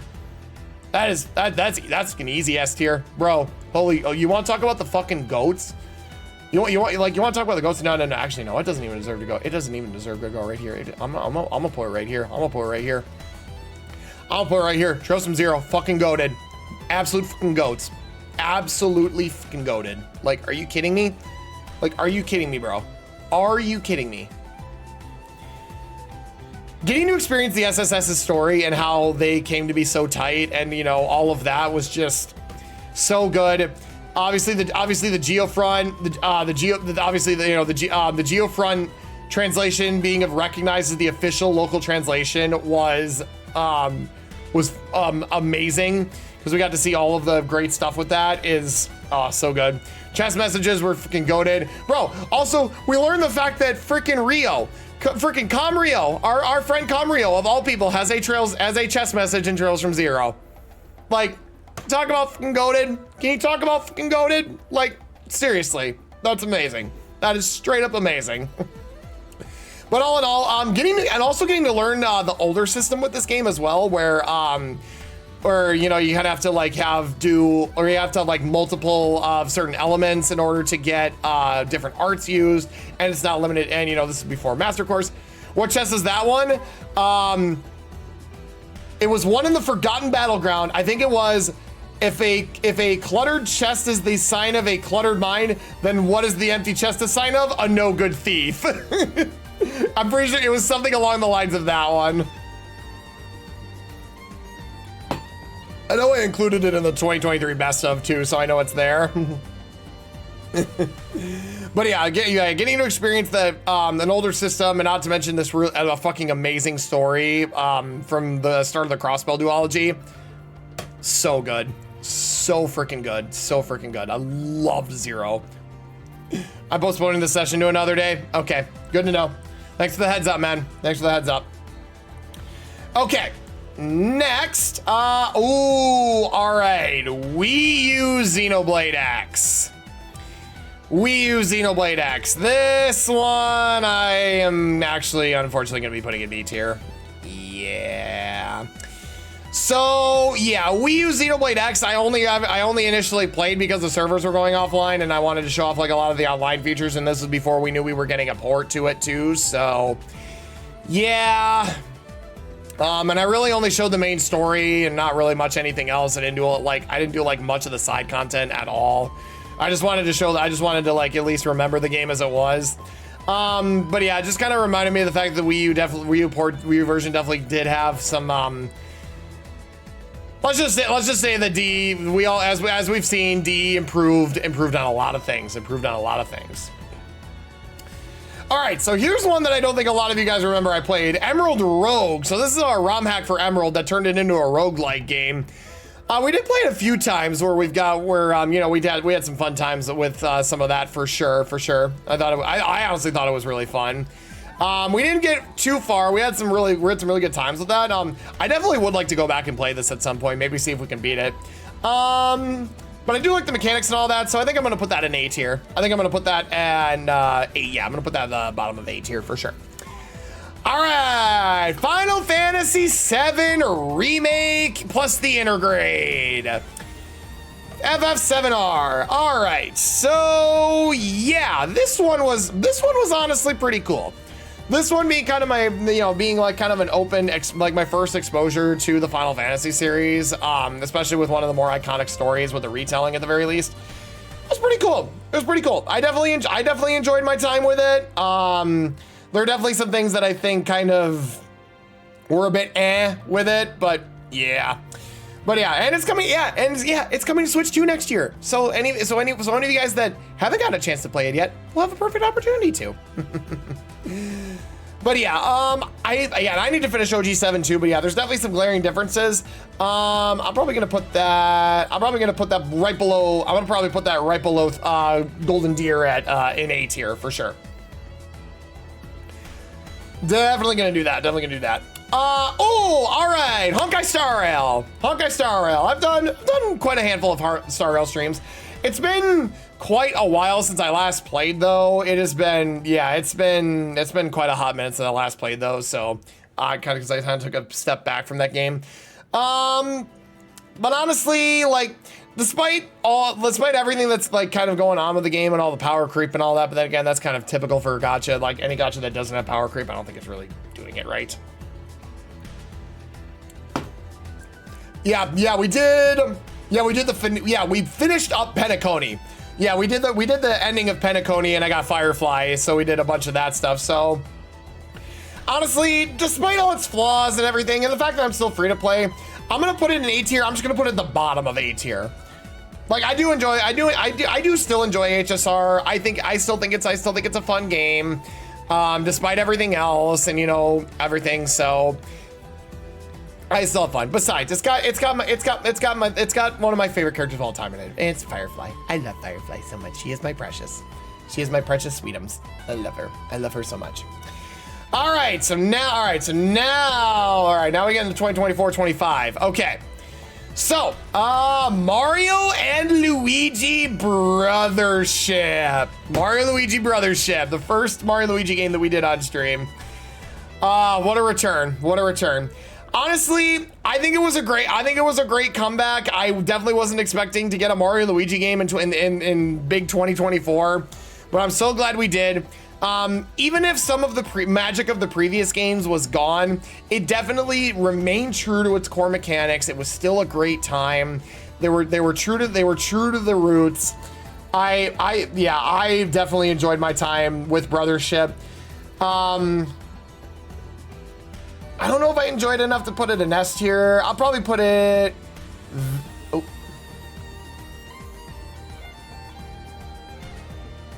Oh no, yeah, there it is. I'm probably gonna put it very high in A tier. I'll probably put it right underneath Cold Steel 1 at A tier. Absolutely love you, Brothership. Y'all. It was good enough to make an emote. Very true. We got the big brain emote. Hey, look, it's Nintendo's fault for making that a thing. So I'm just saying. Luigi logic. All right, Metroid Dread. Okay. For my first ever Metroid game, playing one of the hardest Metroid games ever to come out, that was a decision of all time. But the fact that we made it through, we did some of the harder puzzles in the game, and we 100%ed it too. We got all the items and upgrades. The fact that we 100%ed it, I think, yeah. Not to mention, Dread's story, I think, is really good. I know enough about Metroid's story as a whole to kind of understand the implications and all that and everything else. So yeah, this is easy S tier. Yeah, this is an easy S tier for sure. Put it right at the start right here, right above Legends Arceus. Yeah, Dread's easy S tier. Despite all my frustrations with it, getting some of those like tougher puzzles down, that was a satisfying feeling than any other. And also getting third phase Ravenbeak in one try. Oh my God, dude, bro, you want to talk about frickin' cinema? Hell yeah, man. Ooh, all right, Paper Mario Thousand Year Door, specifically the Switch port. That Thousand Year Door Switch port, S tier. Bro, easy fucking S tier. Are you kidding me? Are you kidding me? I finally got, now that I have finally had a chance to experience this game, I understand why people hold it in such high regards. It is such a phenomenal game, and the Switch port with all of the enhanced stuff that they did. Oh my, bro, shut up. So freaking good. So freaking good. And also, need I remind you, we broke the game. We broke the game because freaking Power Plus Goober with Power Lift bullshit. I'm just saying, we broke it with Buck and Froke. And we also had an absolute fucking cinema moment when we did the Pit of 100 Trials the second time and we fought Waka, and Waka took himself out with his own frying pan. Cinema. Absolute fucking cinema. Just so good. Yeah. I'm very much, yeah, because of this, I definitely want to play some of the other paper, I definitely want to play the other two of the first 3 Paper Mario games on stream at some point. The only time I ever play Sticker Stars is if we hit 100 subs. Give 100 subs on Twitch, and we 100 subs on Twitch, and we play Sticker Star. And that is not up for debate. That is not up for debate. All right, next okay, yeah, so next we'll do next we'll do Azure Moon here. Actually no, we'll do P5R first. We'll do P5R first. P5R, definitely, yeah, honestly, we all know how solid P5R is. Obviously it's got its flaws. Okumarar fucking sucks. Morgana's an annoying piece of shit. Kasumi gets like not as much screen time as she should, but they fixed the catchy social link. 3rd semester's cracked. Maruki is an amazing moral great antagonist. It's great. It is absolutely great. So I think, yeah, I'm gonna put that in S tier. Probably right in between Engage and Sacred Stones though. Right in between Engage and Sacred Stones for sure. All right, now we'll do Azure Moon. Now we'll do Azure Moon here. All right, Azure Moon. Honestly, I think this is probably my favorite of the routes that we did for 3 houses, because Azure Moon definitely has the most solid story. It has some of the more solid maps. Definitely ties everything together very nicely. I'm one of the people that loves Dimitri and Violet's relationship, and how they kind of like, you know, are able to bring him back from the darkness and all that. It's just, there's a reason. I think there's a reason why everyone agrees that Azure Moon is like probably one of the better routes. Well, that Game On Bitches and Maddening. Yeah, I don't doubt that. I know Lewis can rage quit, so honestly, I don't blame him. But honestly, for what we did and for all the things that we accomplished, yeah, I think I'm gonna put that in S tier. I'm gonna put that right below. I'm gonna put that right below. Ufas and Dimitri is a turn off. That's fair. All right. I know some of you guys have been waiting for this one. I know some of y'all probably been waiting for this one, because you see what's up next. Legends of Kaeyalis.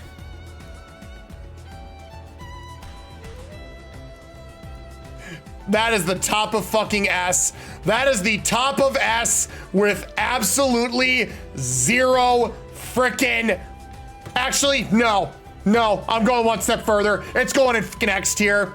It's going in X tier. Despite all of the hiccups, despite all the hiccups and all the shit with me stumbling around as a DM, this is currently this is at least currently my favorite project that I've ever done. It's the first one that I've seen to completion. I went out of my way to make all the mechanics from scratch, weave the world, the story, everything from scratch. And the fact that I did it all with a group of 7 chaotic players, honestly, I didn't think I was gonna be able to do it, but we fucking pulled it off. We pulled it off, and honestly, I think this was definitely one of the most memorable experiences I think that we've ever, that I think I and I know those of you guys that were involved as players ever had. This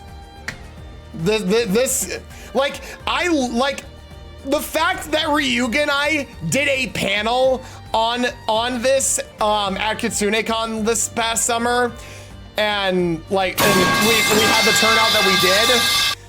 Honestly, yeah, that says enough. I feel like that says enough. Straight up, this project meant and still means so freaking much to me. So yeah, I think it would be doing it a disservice if we put it any lower. Straight up.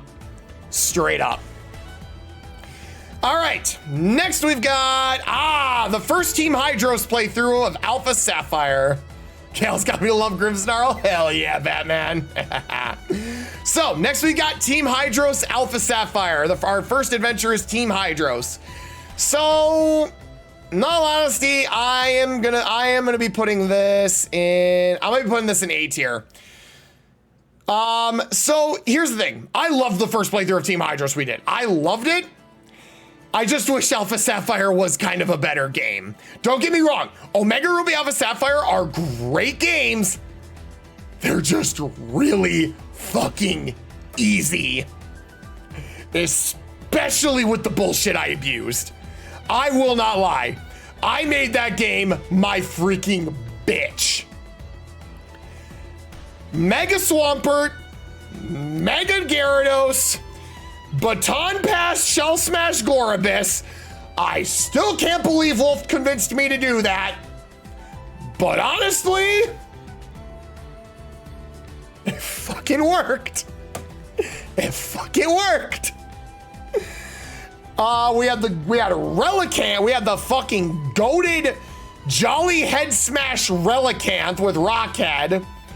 Anki the fucking goat Walrein, the goated Walrein. I mean, obviously I had to use Walrein.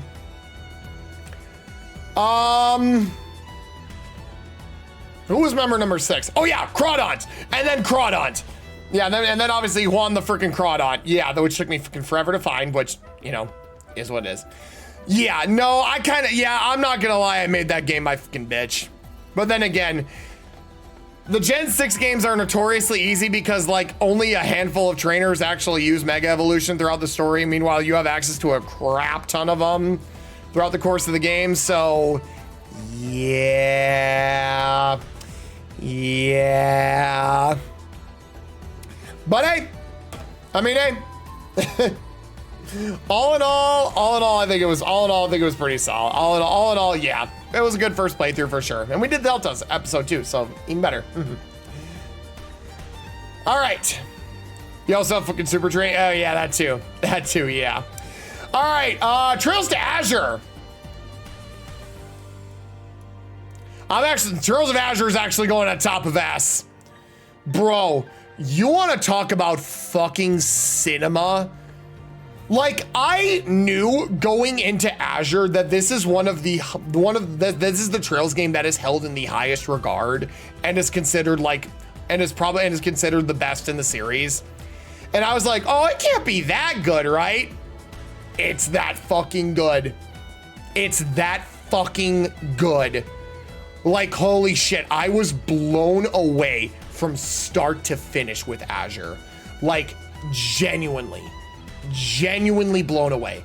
I don't this the story did obviously, you know, it kind of took a little bit to get going, obviously because we had to wait for everybody to come back and all that, but once we got past the trade conference and then the intermission afterward, that ball started gaining speed and it didn't fucking stop. It didn't stop worth a damn. And my God, was it crazy? Was it a freaking fantastic ride? I mean, even if the final boss is kind of bullshit, we fucking made it through. And that bitch still only took me one try. Again, that bitch still only took me one try. You already know. You already know. You already know.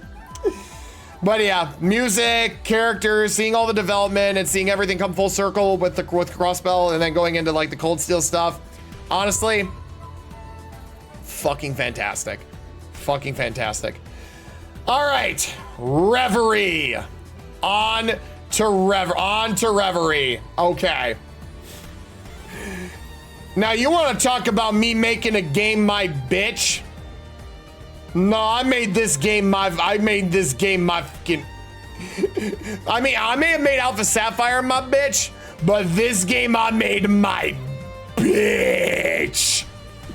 I broke this game in fucking 2, and it's not even close. It is not even close. But we'll talk about that in a sec. For right now, as this game as a whole, this is basically serves as the epilogue for the Western Zemiri arc. So it basically ties together the Crossbell, Erebonia, and in a sense the Liberal Cruise stories, kind of ties them all together in a nice little bow and leaves us pretty open interpretation for the future. The Reverie Corridor was a great addition. Just having a side area that you can go and train and grind resources in without having to like run around the open world or fear like progressing the story, all that. I thought that was pretty. I thought that was a nice little addition. I thought that was definitely a nice little addition. Obviously the fact that there's no yeah, and obviously, you know, there's not really, there's like one singular side quest in the entire game and all that, but then again, a lot of it is reserved for the Reverie Corridor and all that.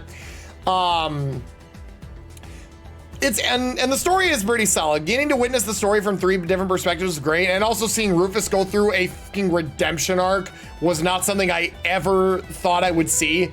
I thought I was gonna hate him. I thought I was going to despise him until the end of time.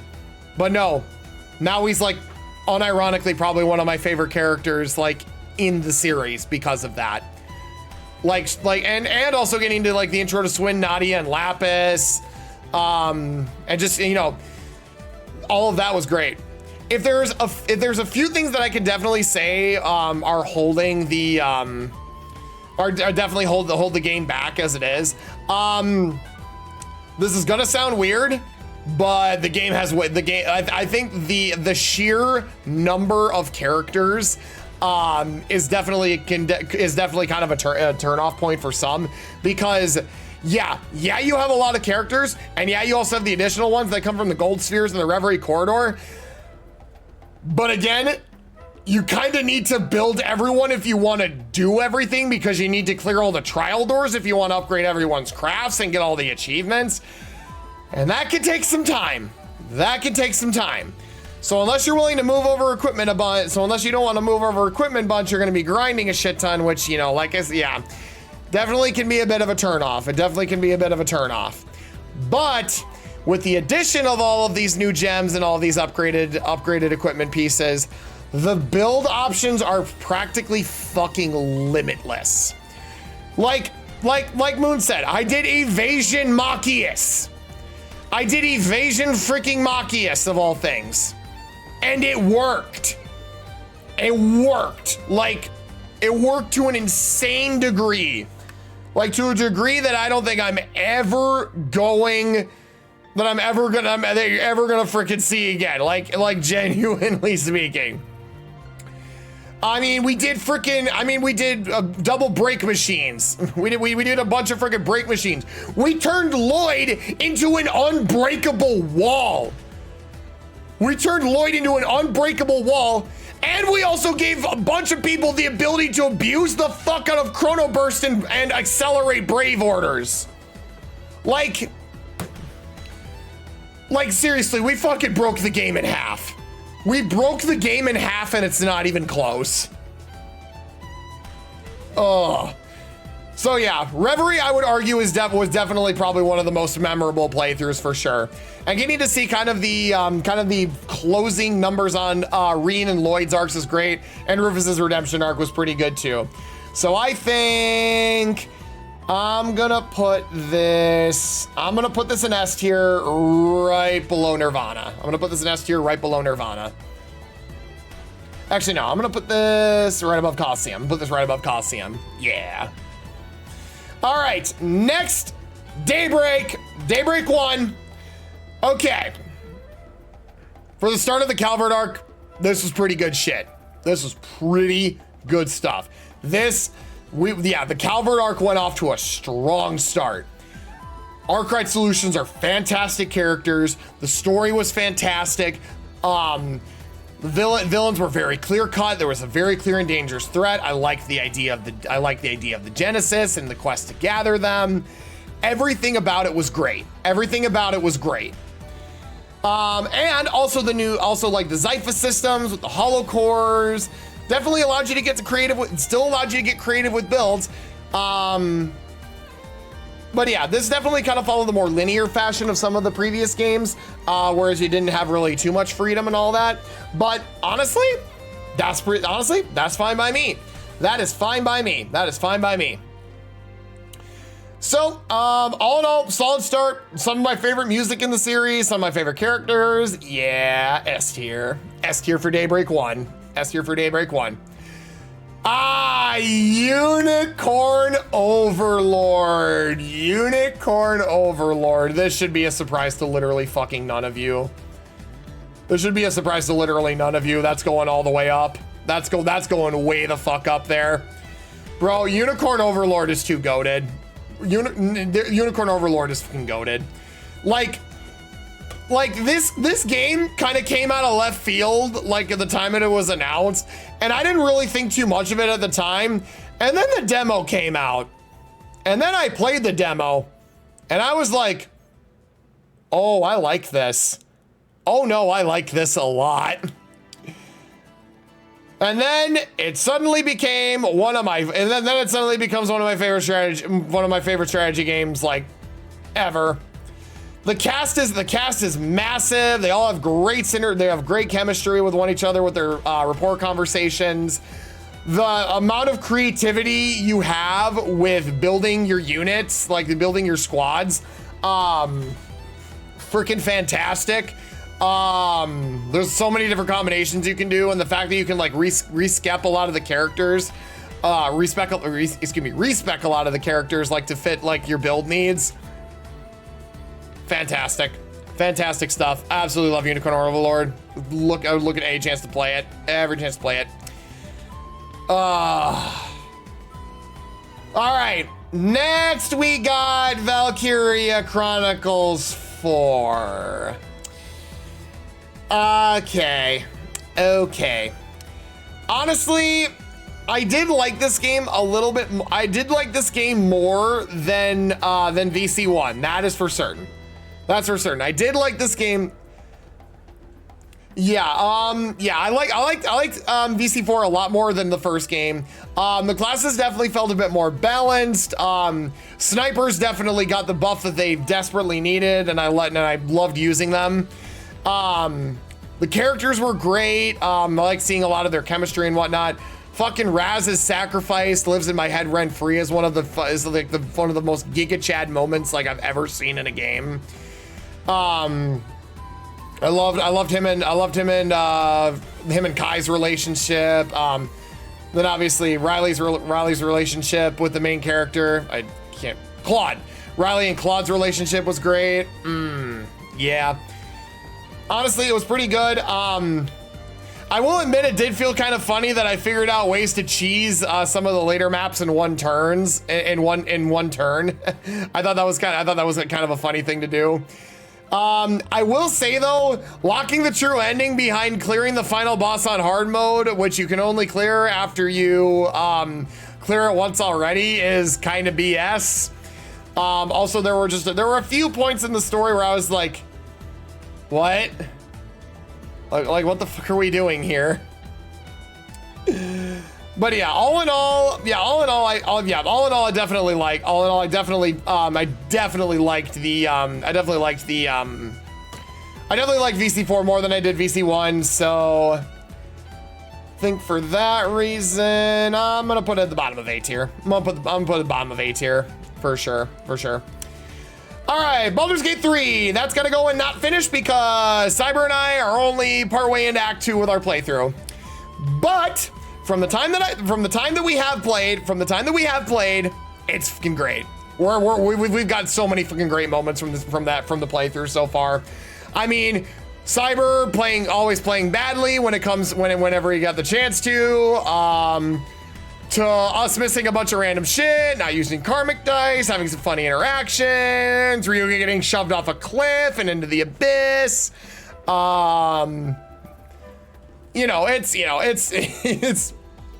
It's been a great playthrough so far, and we're having a lot of fun. We definitely got to find some time to continue the playthrough at some point, but both of us have been really busy lately, so yeah. But yeah, honestly, if I were to rank Baldur's Gate 3, it would probably go in S tier once I finish it. I don't really have any doubt in that. All right, I know y'all been waiting for this one. Expedition 33.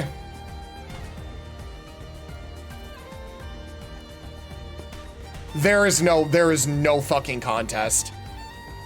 There is no fucking contest. Bro, this game is a fucking masterpiece. Through and through. I said it when we beat the game. I have not felt this strongly about a video game since Xenoblade 1. This game is a beacon of hope in the current industry. If this is what these smaller studios are capable of making, then let them fucking cook. Holy fucking shit. I will replay this game. This is probably gonna be going on my freaking yearly replay list. Like, holy fucking shit. This isn't, so let me get the obvious out of the freaking way. This is another game that absolutely forced me to step outside my comfort zone when it came to stuff. It was difficult as hell. A lot of the stuff took me multiple attempts, but the build crafting was ludicrous. The build crafting was absolutely ludicrous. The shit that you could get away with was fucking incredible. Me basically freaking one-tapping the final boss's first phase because I had that freaking secret skill for my L. Bro. Illegal shit. Just borderline illegal shit. And speaking of, you want to talk about the characters? Why is there not a single fucking bad character? Like, there's not a single bad character in all of Expedition 33. Gustav did the job that he needed to do and went down like a fucking Chad. And we remember him like the absolute unit that he is. Lune, sassy, freaking ADHD, freaking sassy, autistic coded queen. Love me my mage characters. She took no shit from nobody. Just loved her. Love her playstyle, and I loved her. Bro, she took out Renoir. She took out Renoir in Act 2. She took out Renoir in Act 2 when everyone else was dead. I think that alone deserves fucking applause. Mael.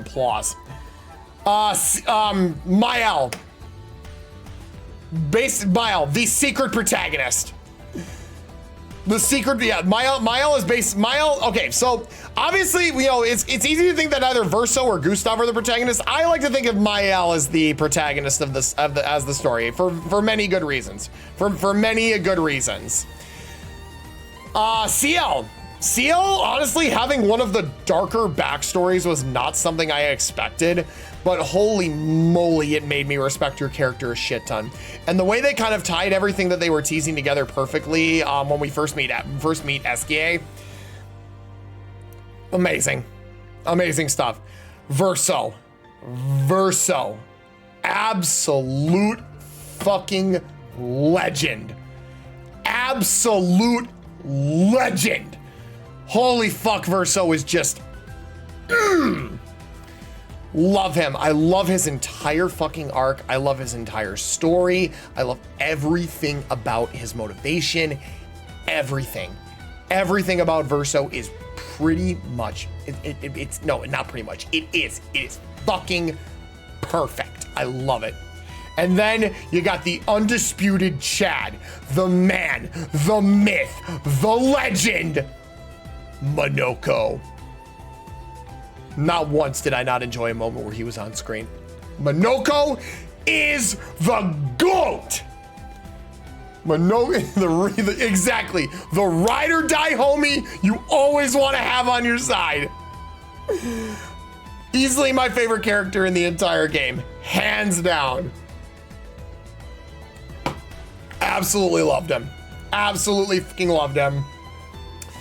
But yeah, no. Expedition 33. Yep, no, this was a game changer in every sense of the word. Every sense of the word, this game was a game changer.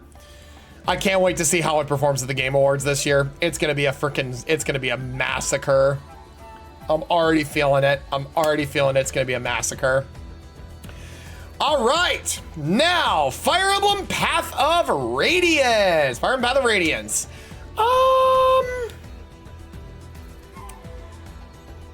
I think we're gonna, yeah, bottom of last tier. Path of Radiance is such a solid game. Path of Radiance is such a solid game. Like there's no questioning it. Then the run that we did was absolutely freaking fantastic.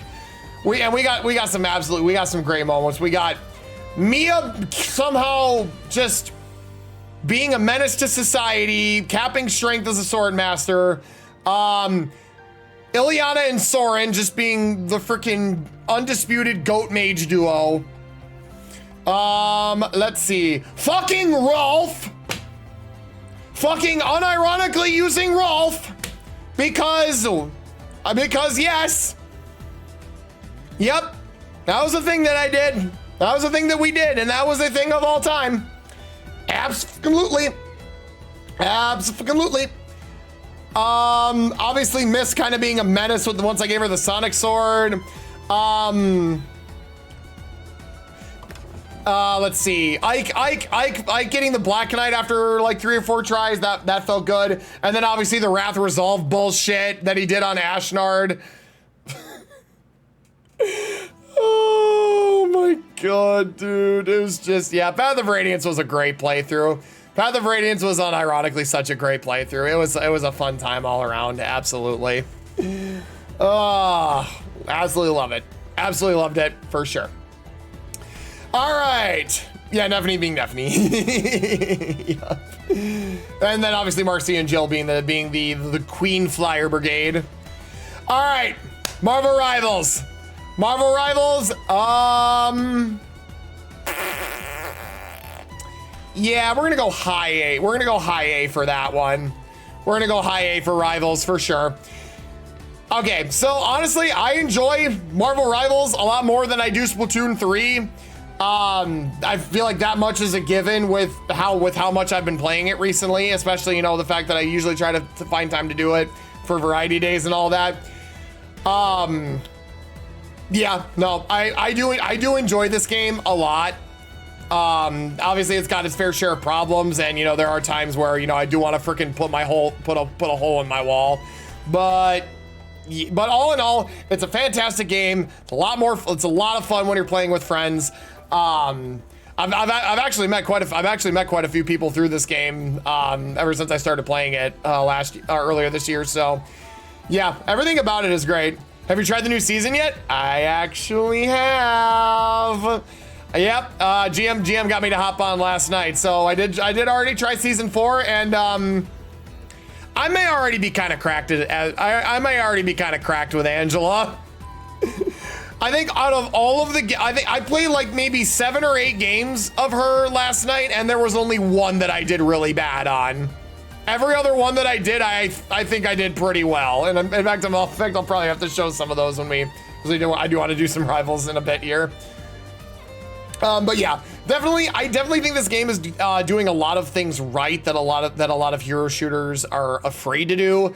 Like once you buy the battle pass, it's available to access at any time. You can redeem the wards at any time. They're doing a lot of like little mini pass events where you can get a lot of you can get a lot of items. And you know, you get a bunch of skins with it too.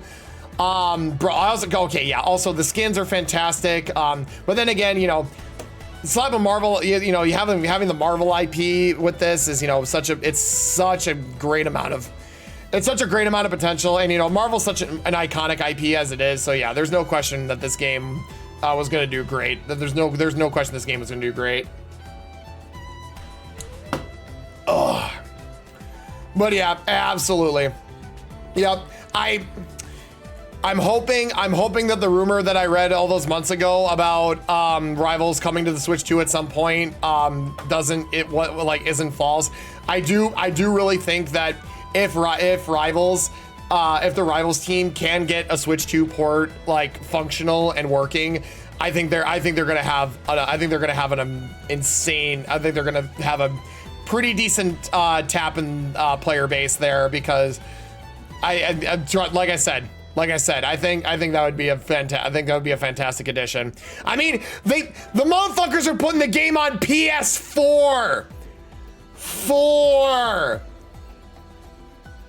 If the frickin' PS4 could run Marvel Rivals, then the Switch 2 absolutely can. It's just a matter of getting it working. It's just a matter of getting it working on Switch 2. That's gonna be the big thing. I have hope. I have hope though that in the future, that does end up happening, because I think that once we get a Switch 2 port, a lot of new players are gonna hop on. All right, Tales of Berseria.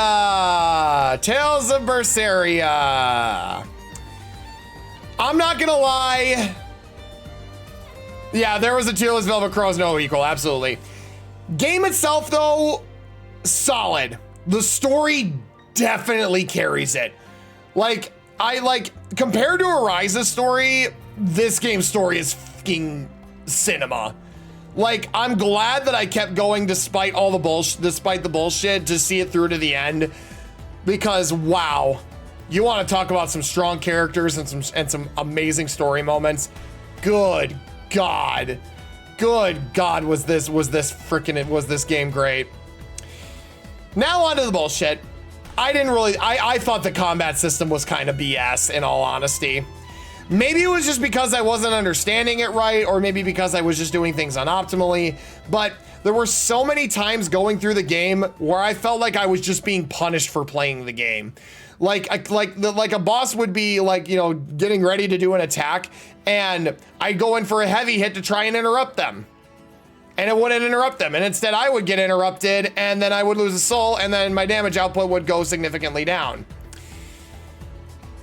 So yeah, and all of that is just like, yeah, there was just too much with that. There was just a lot of bullshit with the fights and all that, especially the freaking Oscar fight during that part of the game. Ugh, God, that was so bad. That fight, and then the fight with Theria and Kamoana, I think was also really bad. And there were a lot of moments where I think, and then there was that one freaking Mook fight where they just kept spamming AoE thing, and I couldn't interrupt them no matter what I did, because they would just be kind of alternating, and no matter what I did, I couldn't fucking get them to stop it. So yeah, honestly, I don't want to put it in B tier. Honestly, I think I'm gonna put it low A. I think Berseria is gonna go low, like bottom of A, for sure. In fact, I'm actually gonna put that. I'm gonna put that above. I'll put it above Awakening. I'll put it above Awakening in between Octopath Traveler. Yeah, I enjoyed the story of Berseria for sure, but the gameplay, yeah, no thanks. All right, second to last one. Second to last one of the ones that we finished. Daybreak 2. I'm putting it at the top of B tier. I think this is unironically the weakest Trails game thus far, and that's really saying something. That is really saying something with this. I liked what they were going for. I liked a lot of the gameplay changes. Having more quartz options was great. Some new hollow cores and new additions were great. Some of the new playable characters felt really good. Felt really good to use. But holy fucking shit! You want to talk about a jumbled mess of a story? Good fucking God! Like there was the potential was there. Don't get me wrong. The potential was right there, and it started out strong. But okay, here's the best way I can describe it. The game cannot decide what it wants to focus on for the plot. Because because at the start, you think the Crimson Grendel's gonna be the main focus. Okay, sure, I'm fine with that. That sounds really fucking cool. Delving into the mystery and seeing that, we have a clear-cut villain. Oh no, but now actually we're gonna take focus off of that, and we're gonna focus on this Almada's legacy thing, and we're also gonna introduce 2 brand new villains, and as well as some returning ones. Okay, sure. But what about the Crimson Grendel? Oh no, he's not important. Don't worry about him right now. But you just said what? No, I didn't. We didn't say that. Okay. Then afterwards, speaking of, okay, Ix and Yorda, I enjoyed them. I thought they definitely brought a lot of character to that, and especially with their ties to Harwood and all that. Harwood also getting a bit more screen time was nice, but he kind of stole the spotlight away from a lot of things, from quite a few of the antagonists. And I think the one that suffered the most for that, and this is no contest, is the Garden Master. Bro, the Garden Master was such a fucking disappointment.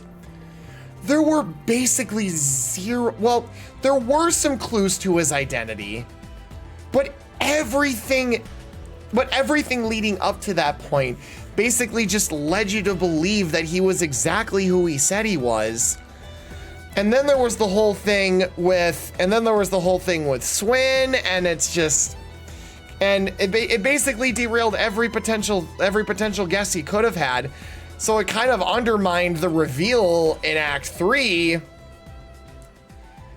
Okay, and now here comes the big, so now here comes the big part. Act 3. Act 3 is the biggest fucking mess I have ever seen in a game. Like holy fucking shit. Like, we genuinely could not pick what we wanted to fucking do. But at the end of the day, it is basically just rehashing the plot of the first game with the added twist of this Crimson corruption bullshit, which is caused by the Genesis. So all of that is just, I will say, I like the idea. I like the idea of the Crimson corruption. I think it is a very solid idea, and it's a really unique thing. And the fact that 2 of the party members get afflicted by that, good. Yes, I was expecting that. Why, oh why though, are we focusing on these side characters that have basically zero beef with us and creating beef? I get it, it's like always like trying to test it out and whatnot, but it's like, okay, but like if he wanted to test it out, the party would have been just the perfect choices for that. Because if it fails, then you just get rid of them, because they're gonna stand in your way regardless. Like, I get maybe creating many obstacles is a thing, but it's like there's such a thing as an overabundance. I'm just saying. I'm just saying. I will say though, the finale definitely kind of got things back on track a little bit. But again, the Grendel Zolga being the focus again, it's like, why were you not the focus for the entire fucking game? Like, come on, guys. What are we doing here? Yeah, a lot of the, I will say though, a lot of the, and I will say like, yes, while a lot of the reveals did, at the end, at the, like the final dungeon, it did explain a lot and it did answer a lot of questions. Why the hell are we waiting until the end of the game to answer these questions though? We should be learning about them as the story progresses. Daybreak 1 did it perfectly fine. Daybreak 1 did it perfectly fine. I'm just saying. I'm just saying. And then the post-game content, it wasn't as good as, I don't think it was really as good as Reveries in all honesty. Because all it was is just a few extra floors of the garden and then basically just rehashing the true final boss for Daybreak 1. That's all it was. That's all it was. There was nothing else. There was really nothing else to look into. And it gave us one extra cutscene that sets up for Beyond the Horizon. Yeah, there were aspects about Daybreak 2 that I liked. Don't get me wrong. But there was just so much about it that was just like, yeah. No thanks. All right, now on to a much more positive note. Xenoblade X Definitive. Oh yeah, baby, we going out. We going all the way up with this one. We going all the way up with we all going all the way up with Xenoblade XD. My brother in Christ, this is what this game needed. This is what X needed. This is exactly what fucking X needed. Oh my fucking God. It was like breathing. This was such a breath of fresh air for X, and this is exactly what we needed. They made grinding material tickets easier. They made material farming. They made farming in general easier. The new story content. Some people didn't like the new story content. I thought it was great. I thought it was great. I actually really liked the new story content in X. For sure. We got fucking Al Xenoblade being the fucking GOAT. Hey, how's it popping?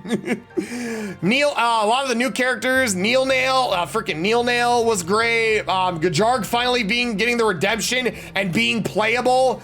Thank fucking God.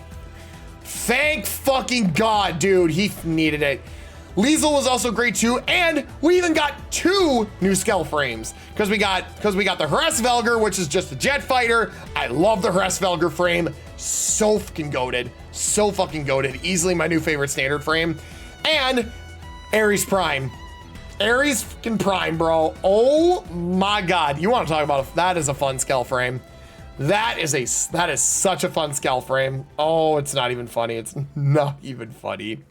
And there's also the fact that this time around we did a lot of the side content. We did all the character affinity missions. We fought a couple super bosses. We started getting serious on some builds. This run was way more solid. This one was way more solid than the initial run. Easy S tier for that one for sure. All right, and then. Okay, so the only other one that we finished on here that I didn't actually get a thing on there was No Sleep for Kaname Date. So, No Sleep for Kaname Date being a kind of like more of a side game more than anything. It didn't really have like a lot of the twists and turns that I expected of a Somnium Files game. So, but it was still pretty good nonetheless. The escape room puzzles really racked your brain on that, and you could tell they had a lot of fun coming up with that stuff. Because a lot of the stuff in AI, the Somnium Files, is inspired by a lot of urban legends and all that, and you know, like certain conspiracies and all that. So it's nice to see him kind of like still retaining that to the rouse. I probably still put it in A tier, probably below the first game though, for sure. Probably below the first game for sure. Definitely not as strong as the first game, but still very good regardless. Still very good regardless. All right, and then the only other ones we have are ones that we haven't finished yet. Radiant Dawn is still underway, and so is Wind Waker, and then so is obviously the Team Hydros Leaf Green playthrough.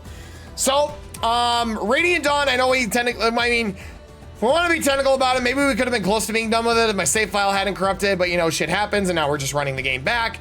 Honestly, it's fine. It's fine. We're still doing good. We got a lot of the same, if not better, units. So, honestly, I think it's fine. I think it's fine. And then obviously Wind Waker, we're going to be starting the tower soon. So I have seen Wind Waker played in full. My brother and I have played, I've helped my brother play through the HD version to completion. So Wind Waker would probably be easy S tier for sure. Radiant Dawn, if I had to wager a guess, would probably be middle of the pack in A. No Sleep for Konami Date, I had said, would probably go right below the first game in A tier. I don't think it's as strong as the first game, but it still retains to a lot of the core fundamentals that the series